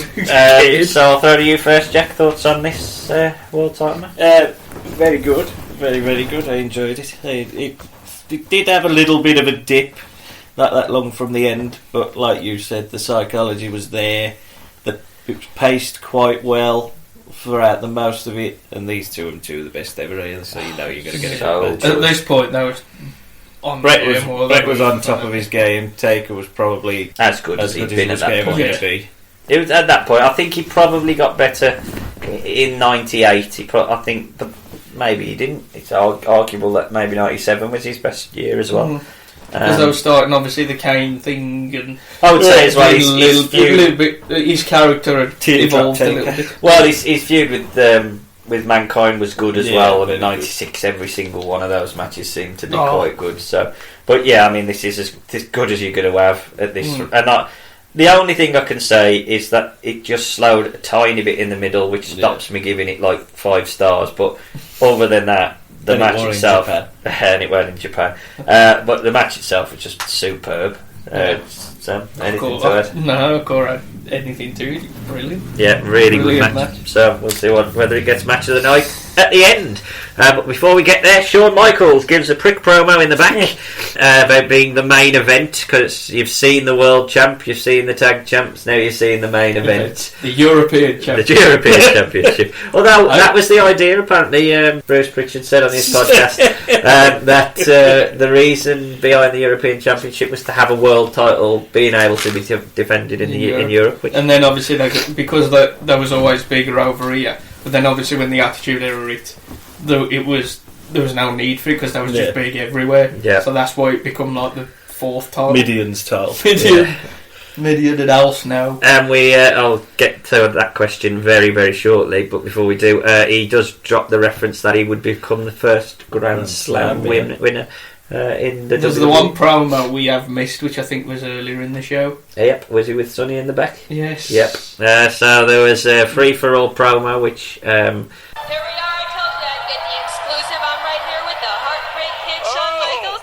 And Shawn, I kind of have to mention that if you beat the Bulldog, you're going to be the first American to hold the European title, as well as the first wrestler in the World Wrestling Federation to hold all 4 titles. What do you think about that? It's pretty impressive.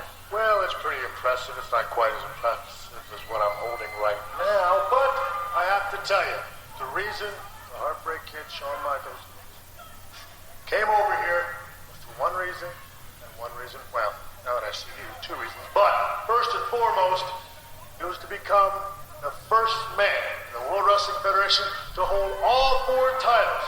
Now, I was thinking about it. What do we call that? I've already been a Triple Crown winner, as you know. So I'm thinking to myself, the Babe Ruth, the man who called his shot, the man who called it, the Grand Slam winner. That's me, the Heartbreak Kid, Shawn Michaels, the first man in the World Wrestling Federation to be the only guy to hold the World Wrestling Federation Championship, the Intercontinental Championship, Tag Team Championships, and now European Championship of the World Wrestling Federation, the first Grand Slam winner, the Heartbreak Kid, Shawn Michaels. And what I'm guessing is, what am I going to call myself when I've got all 4 titles and I got you, baby, right next to me? What am I? Believe me, I'm called a winner with a capital W and ended with a big R. I'm feeling awfully Randy. You know that? Can you feel it? I can feel it. All right. All right. You ready, Bulldog? You're going down in your hometown.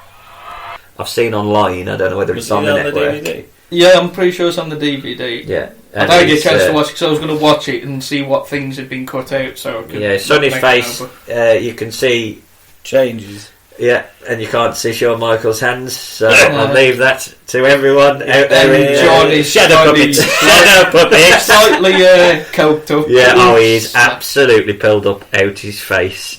Good. So we go straight to his entrance from the back. So he walks straight out for his match. Gets a very high-pitched pop. Yeah, I wonder what dynamic he has in the crowd. He gets pulled all over the place, though, by the fans. And did you like the little bulldog row to look at his prick. So then he can grab them and just put it down his pants. Oh, what a belly. What a prick, such a prick. Bulldog gets pyro and a big pop with his... Yeah, but that's at Manchester's own. Why don't we boo there? Yeah. He comes out with his ill sister, where we know where this is going to go. But when you know that, Don't do that. Don't do Just it. you fucking idiots. Just cut that bit out. Just don't let her come out with him. I wouldn't even show her in the crowd. It could be in the crowd. It can just, you ain't got to necessarily focus on her, have you? You just don't make it a big or deal. just not saying that it was ill. Just say, there's. Or you know what you could do.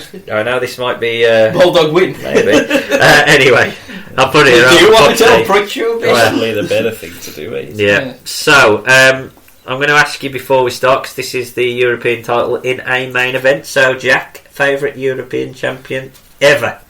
Ever? Yeah. Out of all of the European champions. Else now, because of his change of gimmicks, just made me laugh. Yeah, brilliant shout. I knew he's up there. I'd probably say D'Lo, because he sort of started that. He made it. Kurt Angle. Oh, the Euro-Continental. Oh, the Euro. Yeah, because he won that from Valde first, and then Jericho, when he was one day, he won it at Mania, lost it the night after. I am going to say my favourite champion is Bulldog, because I'm partial to a British person. Regal. Regal's phenomenal. But I must admit, when I look back on the title, as much as they did devalue it to a lower mid-card sort of title, the Attitude Era. Did, because every one of the characters in the Attitude Era had a character and gimmick. Yes. You look back and it's quite a good title. It still felt good. Apart from when Midian had it.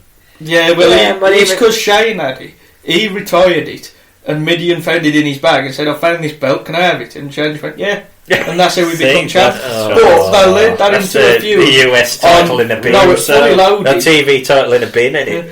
Fully loaded. D'Lo beat Midian for the European because he hated the fact that he said you don't win it by finding a bag. Because obviously D'Lo brought it up. Him and X-Pac had the feud over it. So obviously they kind of brought it back. Well, I love the title. The design of the title is it's the best looking belt. It's a beautiful looking belt. Ever. Yeah. I would say belt ever. I would say it.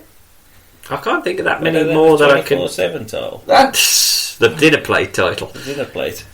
I do love the old winged eagle. That's a nice looking belt. But me personally, I would say the European. And I do like the Greg's 2000 Inter. Greg's Inter. Greg's green Inter was great. I like the the round intercontinental title. The Hogan's World with his face on it. God, I'm surprised that they keep that for Hogan. Oh dear. So, there's plenty of hot dogging early on from Sean, showing off his arse and doing bumps all around, overacting. There's a sporty Spice for Life sign in the crowd. Did you see another sign? Sign of the times. Yeah, there was one sign that said Heartbreak Gimp. I didn't see that. I saw that. Bulldog dominates Sean early on. I must admit, these two must have worked together a lot. Just all the way through the 90s, they were always feuding or fighting. To be honest, the Rumble 95 was just Sean v Bulldog featuring 28 of them. Exactly. Really? It was. And you'd get a lot of the old spots. There's a nice spot where Bulldog's going to toss. I can't remember. There's a bit where I don't think he does, but he does the military press and he goes to throw him out. And then just and Earl's like, no, why? Why is he stopping him? He can do it. It's not against the rules. And then after 10 or 15 seconds of holding him up in the air, drops him backwards. We get shots now of Bulldog's sister and obviously Diana, who gets shown in every Bulldog match. Yeah, she's never smiling. No, I don't think she's ever smiled. No. I don't think she can smile. No. I'll put it out, Bulldog is in great shape, and we've discussed whether Taker's 97 was the best ever. Brett's was. Bulldog 97, best of Bulldog? I don't know, Scott Stapp 94 Bulldog. Scott Stapp 10 Bulldog. What about Gene Bulldog? Oh god, no. That's can't give a shit Bulldog either. I think this is the best. This is probably as good. This 96-95 I think was his run. Yeah, I think 97 was his best, but the only problem is he was overshadowed in 97 because everybody else was having the best year. Well, and he was in gang warfares, and if you're in the middle of a gang but not leading a gang, you're always going to get lost in the shuffle, aren't you? But look at Miguel. I thought he was superb, to be honest. in 1997. So there you go. Lovely sit-down powerbomb. Thought of you, Sam. I know you like a sit-down powerbomb by a Bulldog, which looks amazing. And then a surfboard attempt, but Earl counts the shoulders. The Bulldog goes, "What are you doing, you son of a bitch?" Oh yeah, no, what are you doing? And then Ravishing Rick Rude is out. How long had Rude been in the bed at this time? I don't think it'd been that long because they were so Just teasing calling it. the With insurance. whose side is he on? Yeah, whose side is he on? I'm sure he debuted beating up Taker with Shawn and Triple H, but I might be wrong. That's the insurance policy. Policy, yeah. But it doesn't take long to show you whose side he's Well, on. life insurance. Yeah, well, he stops a pinfall attempt by Bulldog and then tries to attack. Well, he tries to pull the ropes down, doesn't he, on Bulldog? But it goes a bit wrong. There's no security around in the NEC because the crowd just get involved in everything and then they're right up close to him. It's unbelievable. Rude slams Bulldog into the ring apron and Shawn now starts to wear down Bulldog. And then Triple H comes to ringside and even, I think Jerry Lawler says, "How many people do you need?" There's a lovely high backdrop. It's Russo. Well, what annoyed me is the hearts are in the back. Yeah, no, don't bother. That makes no sense. He's got this. He's fair. And Bulldog and Shawn Michaels does his corner spot. Shawn then hits 2 elbows and starts to set up for Sweet Chin Music, but Bulldog's out, so he has to put him into the corner. But this allows Bulldog to reverse and go for the slam, but Rude holds Shawn's leg. But the ref doesn't call for the DQ, obviously, and Triple H attacks Bulldog outside. Bulldog then goes for a slam outside, but they've now referenced the fact that it's a very raised platform by acting as if that's caused a leg injury to the Bulldog. I don't know if it was genuine or not, but whatever way it worked. That looked genuine. No. Well, it might have been a really good spot, to be fair. DX now start to work over the knee and roll him inside, and Shawn Michaels removes the knee brace and tosses it to Diana, who keeps it, in fairness. I know that. That's it, that's my husband's. He locks in a figure 4 leg lock and Davey Boy Smith sells it. Rude stops a reversal attempt with a right hook, and now the crowd is getting really restless because he's like, we don't know whether he's going to break out, is he dead, we don't know. And after about a minute of Shawn and Triple H helping him, the ref just calls for the bell. Now returning hero has fainted in the middle of the ring and lost his belt to a figure 4 leg lock applied by a guy who's never used a submission in his life. God. And then now I'll caveat it. Right. So Shawn Michaels says the reasoning behind the thing was to try. You'd only just recently turned proper heel, so they was trying to reinforce him as a heel. I don't doubt that works because he comes across as a prick. Don't doubt that. And the idea behind it was that they would do a return match in Manchester. They all say this. Which they did. They did have a Manchester pay-per-view booked. Miami, Manchester year after. Yeah, in Miami, Manchester. But Bulldog wasn't on the card because there was Shawn. He was in WCW and Shawn was injured, I think. Lost his smile. It was just before Shawn left. I don't know if it was just before or just after Mania when he fought Austin. Because Austin fought Triple H on that instead. So he was meant to fight Shawn, I think. I think it might have been just before Mania then. But obviously Bulldog had left. You had Brackus v Jeff Jarrett. And Shawn Michaels was injured, so that worked out. But I'll throw to you, Jack, to rip the ending to this match to shreds and let me know what you thought of the other bits of the match. Well, the match, the start was good. They worked very well together, both of them. Shawn is a dick. But he tore off work. Oh, he's a brilliant worker. And Bulldog, when he's got the right worker with him, you can see how good he is as well. But then, when he can be bothered, they just fucking stacked the whole deck against him for him to, and it looks like him stacking the deck for him to make the big heroic comeback in his own town, and we're going to survive and keep the belt. And look, he just loses it. It's like, what the fuck is this? Oh my leg! Why is he dropping the belt? Why does Shawn need the belt? No, you don't need the European title. Does he need the moniker of being the first Grand Slam champion? Does it matter? They didn't even utilise that much anyway. No. I mean, he just gives the belt to Triple H. Triple H anyway. But so, although the Hell in the Cell was built for the European, was that what it was built for? Yep. Could Taker have won the European for the European? Yeah, so we should have won it. Oh, we should Taker in a war. Kane cost him. That's why there was fight. You cost me the European title, brother. Oh God, Sam, I got anything to add about this terrible ending? I'm a bit indifferent with it because I think obviously Sean's a prick.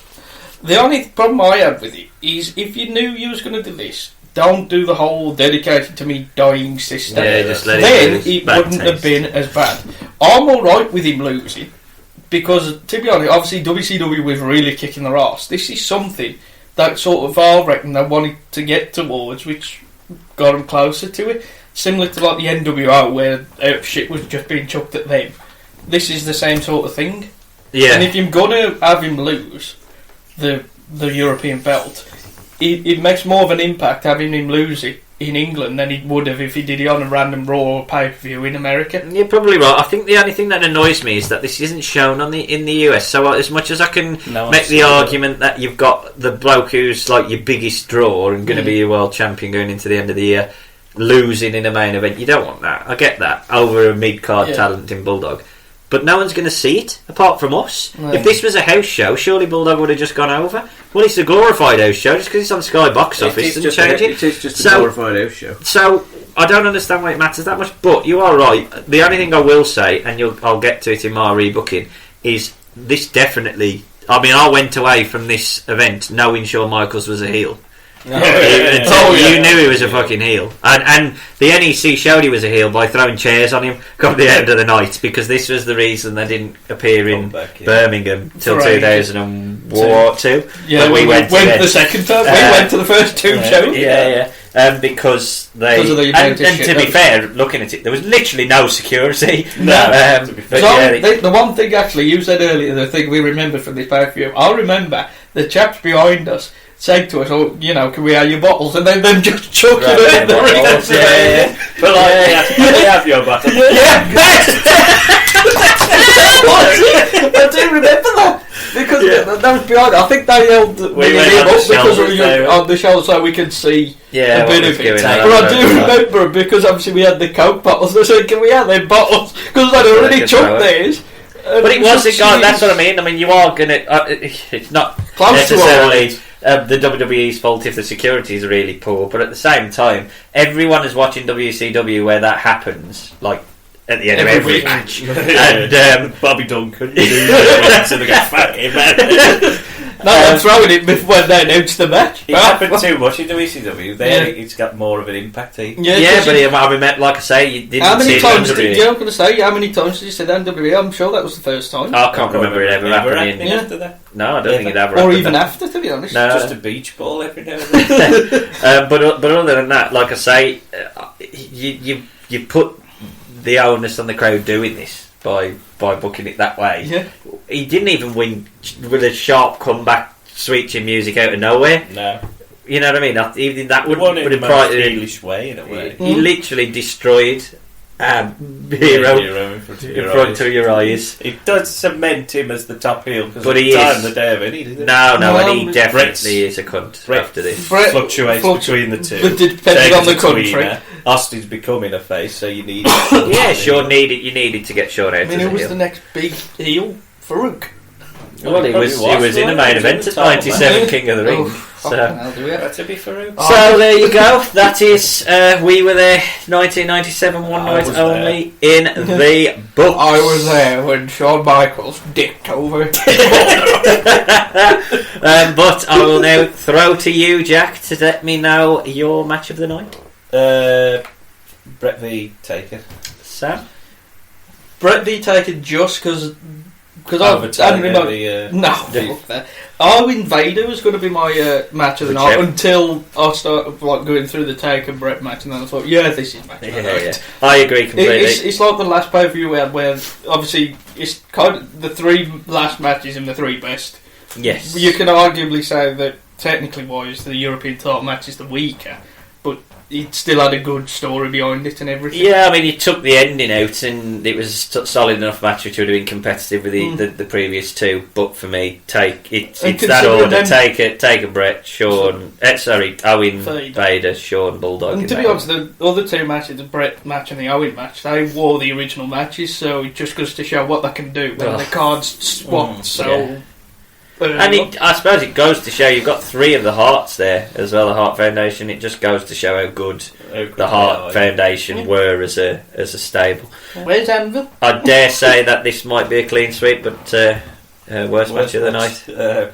Leaf Cassidy beat Tiger Ali. Yeah, Leaf Cassidy Tiger. That makes 3 of us. And it was a heel match. Oldest match. Why don't they have Tiger beat Patriot and then Leaf beat Flash? Yeah.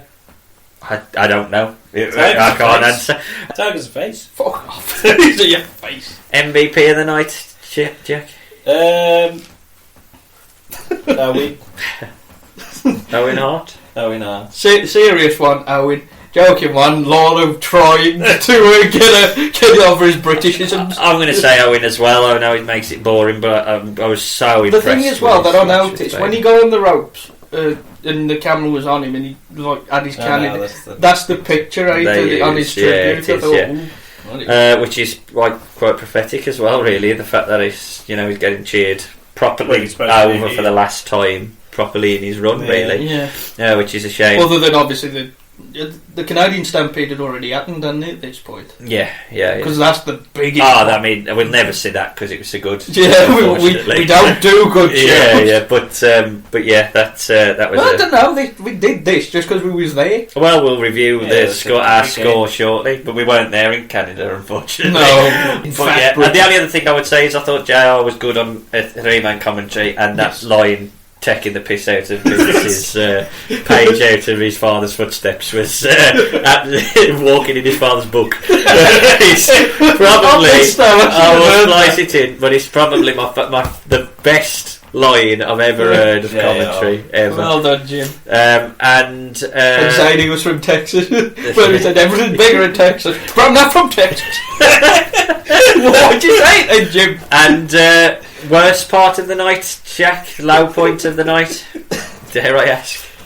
There's the finish of the main event with his 6 sisters and everything. Is just like, what are you doing? Too much bad taste there. Yeah, two of us from me. I wouldn't say necessarily the finish. I would just say the fact that they did reference his 6 sister and they did do all the dedication to it. They should have just cut that out, really. Yeah, you're probably right. In hindsight, they probably just shouldn't have mentioned it. That would have been the easiest thing. My sister's here. Yeah. That's it. And overall, out of 10, Jack, what are we giving One Night Only? Should have dedicated it to Diana. That would have been not Princess Diana. His wife. Princess Diana. Not Princess Diana. I'd give it a 6.5. You must have read my notes because my scoring is 6.5 out of 10. I put not bad, but not good. There ain't enough story in the lower card, but the top of the card probably saves it really. Yeah. And I've just put a terrible booked ending. Made it really flat. If it was, if we had the hero being carted out, it might have been a bit of a better show. Sam, I'm going to make it 7 because I actually don't mind the ending. Personally, because I think that's what they needed at that point. Really. Yeah, you heel Sam. No, if you're gonna, Sean's a prick, but I can't. Well, obviously, you're gonna get a rematch with bollocks. I just think, I think it's what they needed at that point. Yeah, and it makes more of an impact having him lose over here than it does in America, regardless of whether it's going to be shown or not. Because if they could just show it on Raw the next night. They never did, though, did they? Well, I don't know. Would the American fans be why Sean European? The way that when he come out on Raw, why has he got the belt? The way they did it really killed Bulldog more than else. That is true. Because I mean, you could tell after the last video, like he just did not give a shit. Well, I mean, you have killed him, as top star. You have killed him, and even in the UK, he's always now going to be seen as someone who's not quite at the level of. And don't forget, the last time the UK was in. Well, the last time the UK was in. The WF was in the UK. He was beating a person who was the world champion at the start of that year. So, it's not as if he's not able to be. A top star because we proved that you can. With Bulldog, they never really pulled the trigger on. It's strange because he always. I mean, he feuded with Diesel, he feuded with Brett, he feuded with Sean. It was all always three like champions. when they needed it, somebody they went to Bulldog. Yeah. To help try and get this bloke over, but he was never. It was always the platform rather than the. Would you say Regal's similar? Obviously not as pushed as much, but Regal's the one where they always sort of push him when they're going towards like a European or English show. Yet in America, he's just sort of like another upper mid card. I think you could argue where that you that could have pulled the tends to trigger, be. and that would have been. Yeah, I mean that tends to be indicative of the old sort of style of the steady-handed Brit. Yeah. And on the roster, you know, they always Yeah, sort of good try. hand. always had one there. You lie me. Good hand. So, By the way, Sean, racist, ain't that? So yeah, yes, that's very true. Yeah, stop being racist, Stop Sean. being racist, you coat Yeah. up prick. That's then, not now. No, of course, he's got God on his side now. So it scared us, Sean. So it comes to us now to rebook One Night Only and make it better. I'm going to go first, and my card is as follows. The first match on my event, because I've not done the pre-show, is. Did I have a match on the pre-show? Oh, they didn't. Oh, that's okay then, because mine didn't either. But my first match is, and this will shock you, Bulldog versus Sean. What I would do is I'd have Sean come out and goad Bulldog, which would bring Bulldog out, get the hot crowd popping. Sean would then challenge him now, straight here, for a match, which Bulldog would stupidly agree to, because it's a stupid face from Brit. And Triple H and Sean would screw Bulldog over really quickly, and the European title would change hands straight away at the start of the show. Killed the show. And then Shawn Michaels is the Grand Slam champion. Stay tuned, because I think I know where this is going already. Yeah, the next match is the LOD versus the Los It's Boricuas. a 24/7 title. I mean, it's got the green strap. I'm getting to it. So you've got the LOD versus the Los Boricuas, because the two tag team matches was perfectly fine, but I mean, it would have worked better if LOD don't want to fly beat the pigs, shit out of. Pigs can't fly. Well, that's true. I would still have that promo. You've got to have the Hawk promo. Yeah, you've got to have him shitting in his eye. Yeah, and LOD would go over. At this point, I would have a skit where Shawn Michaels is about to hit the town in Birmingham and go to see all the Broad Street. The Broad Street. Oh, the brass trick. Yeah, so he's going to hit all the high spots, but Sergeant Slaughter is there to stop him and says that now he's already down Broad Street. Yeah. Him and Pat. He's still got his gimmick. Him and Pat being gorgeous or something like that. He's going to stop him. It's Wolvo, I know. I got the 126. Let's see him on the bus. I want that now. He's going to stop him, and he's going to say to the boss. He's going to say that he's booked a rematch tonight, and that Sean has to defend the European title in the main event against Bulldog, which Sean refuses, won't do it, but reluctantly agrees on the provision that the Hart Foundation are banned from ringside, which Slaughter agrees to, and gives Bulldog his rematch in the main event. But he also says that he'll do that, but Triple H also has a match, and that's against Dude Love, which is our next match, and much the same way, like the match, it was good, and Triple H will go over Dude.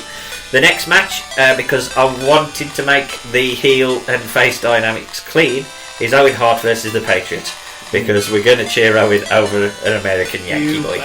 The next, and obviously Owen would beat the Patriot, because it's Owen Hart. The next spot would be Ken Shamrock, but it wouldn't be Wasted Time Rockabilly. It would be The Nation, who I'm booking over here, and they're coming over because they're the ones that have injured Ken, and this is going to kick off the Rock Ken Shamrock. I thought you said we couldn't use injured people. In a minute. Not in a match. He had a match. Oh, I thought you said. Oh, right, sorry. Oh, yeah. So it's just a spot, but instead of Rockabilly coming out to attack him, it's The Nation. D-Lo. And D-Lo. Is it D-Lo? Well, D-Lo, Rock, Farouk, and Common. That was the Nation. We're just waiting for Henry. Yeah, and they would come out, and Ken would fight them off, and everything else. The LOD coming out because that was the match at Bad Blood. Yeah, if you want. If a bird's flying. The next match would be Taker versus Bret Hart, because I can't put that out of existence because I enjoyed the match. Yes. It was lovely. Lovely. And then like the Sky box office opening, it was lovely. And I would have it go down exactly the same. The next semi-main event is the Godwins versus the Headbangers for the Tag Team Champions. Because I'd rather that be up higher in the spot, but it will obviously calm the crowd down going into the main event. I'd have the Headbangers get a clean win over the Godwins. And the main event would be Bulldog versus Sean. My booking would be that Bulldog, bring out his ill sister. You know, he's not got the Heart Foundation, but he's got the backing of his family and his holy sister and country. I'd have all the spots with Rude, with Triple H and everything, and I would have Shawn Michaels bounce off the ropes, go over to do a leapfrog small package thing. Bulldog grabs his legs, does the Bret Hart spot, and wins the European title quickly. Like that, and is the European champion again, because that way you've got Sean over initially as the heel at the start. He's still a prick. If you want to just show that in America when you get back, you can, and focus on the fact that he's cheated to win the European Championship.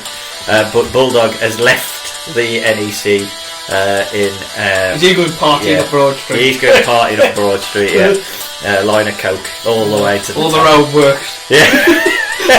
And Bulldog has won, so that is how I would rebook one night only. Sam, over to you. Mine isn't as deep. I've done the match card and because I think this is really just a glorified house show, but I try to make it the best I can. But I was trying to sort of not use as many of the big ones if they wanted to do an house show in America as well. Okay. So I tried to you didn't balance take No, I did.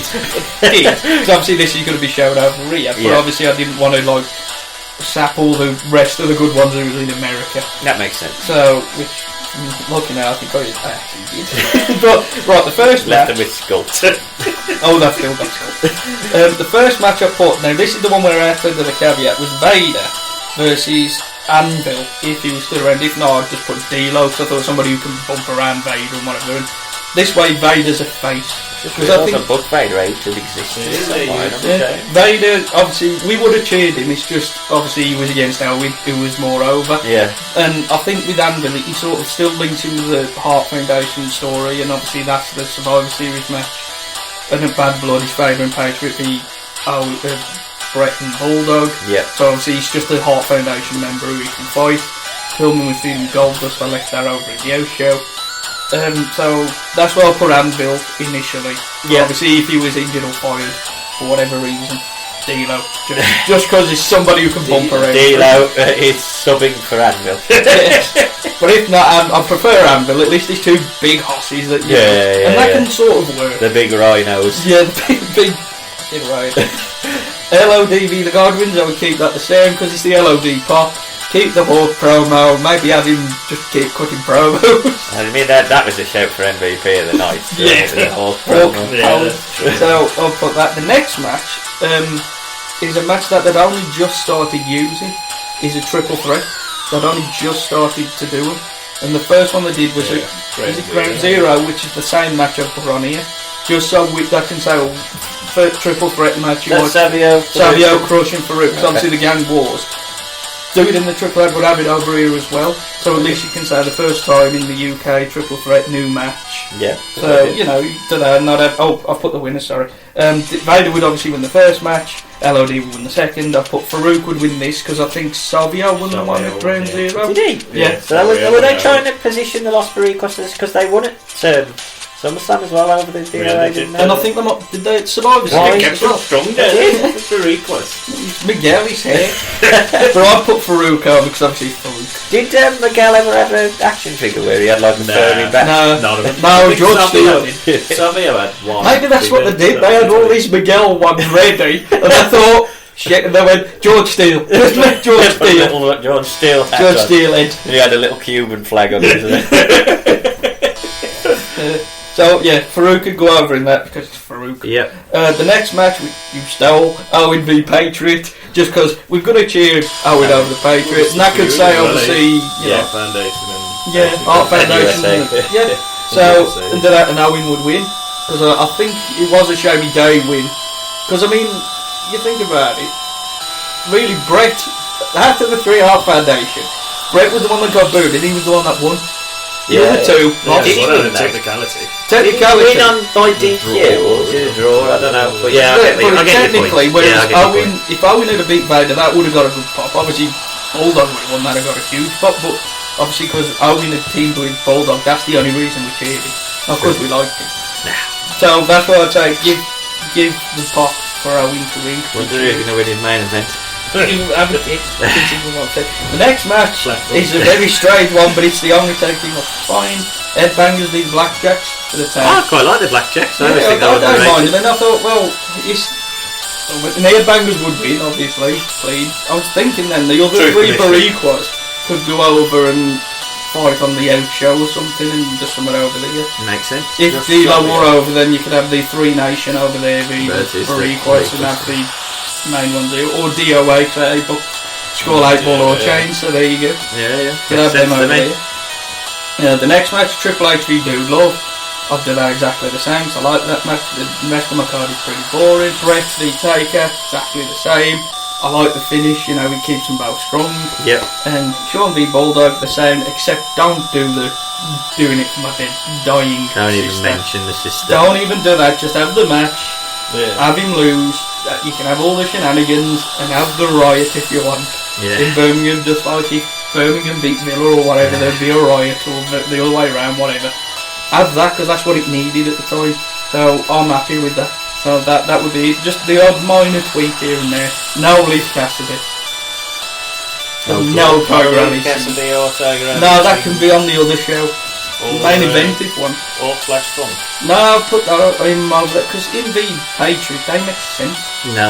I know it was a slap together match, but even then, as I said, put him against Tiger or against the other one, me. Yeah. And I did want to put Goldust on this, but I thought in the filming should have been main event on the other one. Yeah. Because that's a decent main event. So there you go. That's my rebooking. Yeah. Jack. My card. Match number 1 is Triple H versus Dude Love. Which is all that. You didn't have to. You had it there. Triple H, Dude Love. These ain't necessarily in the right order, but I have put it to. I'm playing the right notes. Not necessarily in the right order. Match number 2. It's an 8-man tag. It's the DOA versus the Nation of Domination. Originally I had Ahmed, and then I remembered Crush was in the DOA. Yeah, he hadn't gone at that point. No, so it's them. Take the friend. Bariquas can come out and fight more than they can already before. But the Nation will go over, and Triple H will go over first match. That's just what you've been writing on again. Match number 3. This is a match that you won't like. It's Vader versus Flash Funk. Yes. Flash Funk. Somebody got a vote for him. And Vader's Vader, and Vader wins. Good man. What do you need after you've had a Vader versus a Flash Funk match? Kurgan. Have you booked Kurgan? Midgets. Get the midgets on the card. This is the Sonny That match. was it. Okay. Sonny's the ref. We got some bit. It's Max Mini and Noah versus Mosaic and Tarantula. Okay. What about El Torito? No, the one with leave the him. ball? He can stay. He can work the house show. On his own. Sonny's the ref, obviously, so it's the Sonny match, basically. Okay. Everybody loves the Sonny. Yep. Match number 5 is We've got a woman! The Headbangers versus the Godwins for the tag title. Yep. Headbangers win. Max Mini and Nova win, by the way. Oh well, thank you. So I can sleep easy. Match number 6, which we've all had as well, is the Owen Hart versus the Patriots. Of course. It made sense. Yes, it makes sense. And Owen Hart goes over. Cool. Match number 7 is The Undertaker versus Shawn Michaels. Shawn Michaels wins by disqualification. Try and keep them both strong. Because Triple H and they actually fought Ground Zero, don't they, as well, before this? Yeah, in the main event. Yeah. So, Triple H and China will keep getting involved, and then Taker will lose his shit, and he'll put Shawn through the announce table in the pit. So to keep him strong. It leads to the Hell in the Cell as well, doesn't it? Then it leads to the Cell. And then the main event is a double title match. It's Bulldog versus Brett. How you getting out of that one? It's a draw. Okay. The head time limit draw. That's what I'm having. You ending the pay-per-view with it? I've just thought, I know what you could do on that. It's because of SummerSlam 92, you could have him do the thing and do 1, 2, time limit over. It's the SummerSlam thing. It's the repeat. Because I was going to do it Two for Vacant Inter. I just think instead of everyone throwing chairs, there'd just be a sigh. There wouldn't, because Bulldog, the finish would have been Bulldog's going to hit the... Because Bret ain't going to want to look like he's beat. No, of course. So Bulldog's going to hit the power slam, then the buzzer's going to go off. Then, Bret, you don't know he's beat because he ain't pinned him and you ain't got the 1-2 buzzer. So he still looks like he could win. Then they're going to get up and say, 5 more minutes, they're both going to want it. And then DX is going to come out. And Big's going to fight, and then Owen's going to come out, and then the Foundation will stand tall. That is such a British thing as well. Americans hate a draw. Hate a draw. It ends in a tie. We'll take the draw. A 0-0 draw. It's a point. You got to take a point against Bret at home. That's true. It's true. So, let us know. That's the quote. I can't argue with that. But let us know who you thought rebooked it better on our Facebook page. We all had Owen Patriot. Patriot didn't win. We all love the Patriot, basically. We do. Let us know on Facebook at facebook.com/BCC pod, on our Twitter page, which is at BCC pod. Is Honky going to sue us because we've used the Patriot? He owns it. He owns it. Oh, yeah. Fuck Mark. Fuck him. And watch my fuck off. And website, which is bettercallcreative.com, and we round out one night only, as we always do, with a fantasy card, which is made up of matches from the British Isles. So only wrestlers who have fought from the British Isles. I've just done England. Oh, you've just done England? Well, I've done England, Scotland, Wales and Northern Ireland. I've missed off Wales.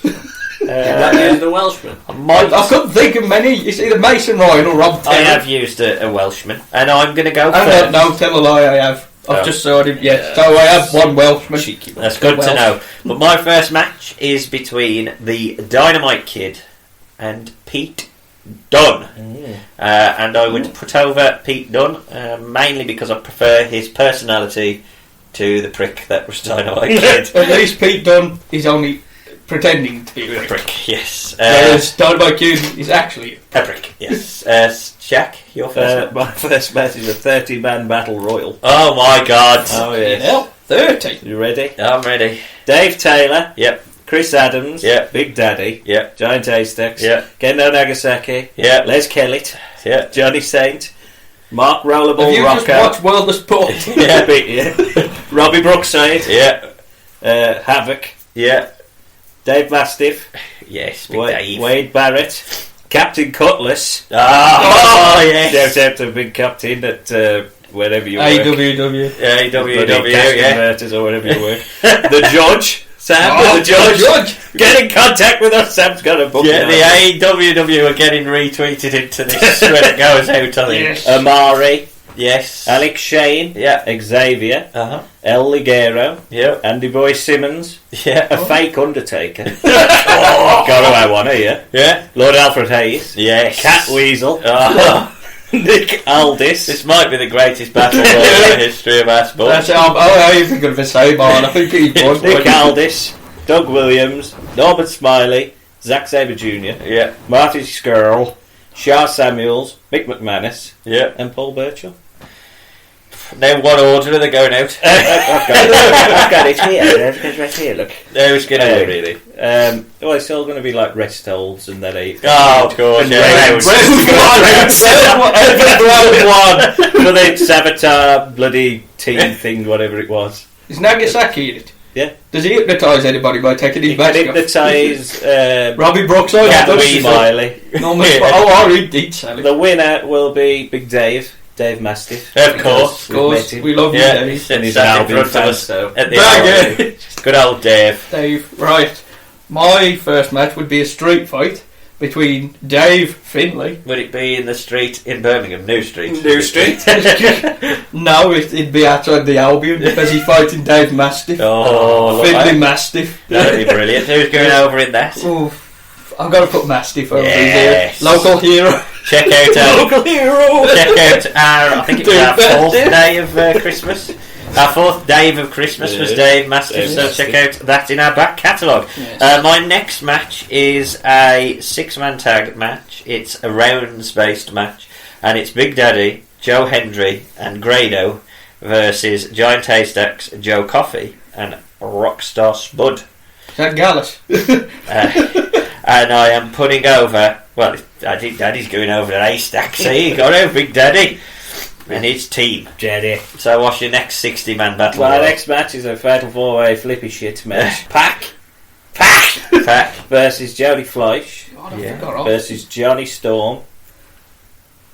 Yeah, we saw that match. Yeah, we did. We were good and Saw the team as well. Johnny Storm versus Will Ospreay.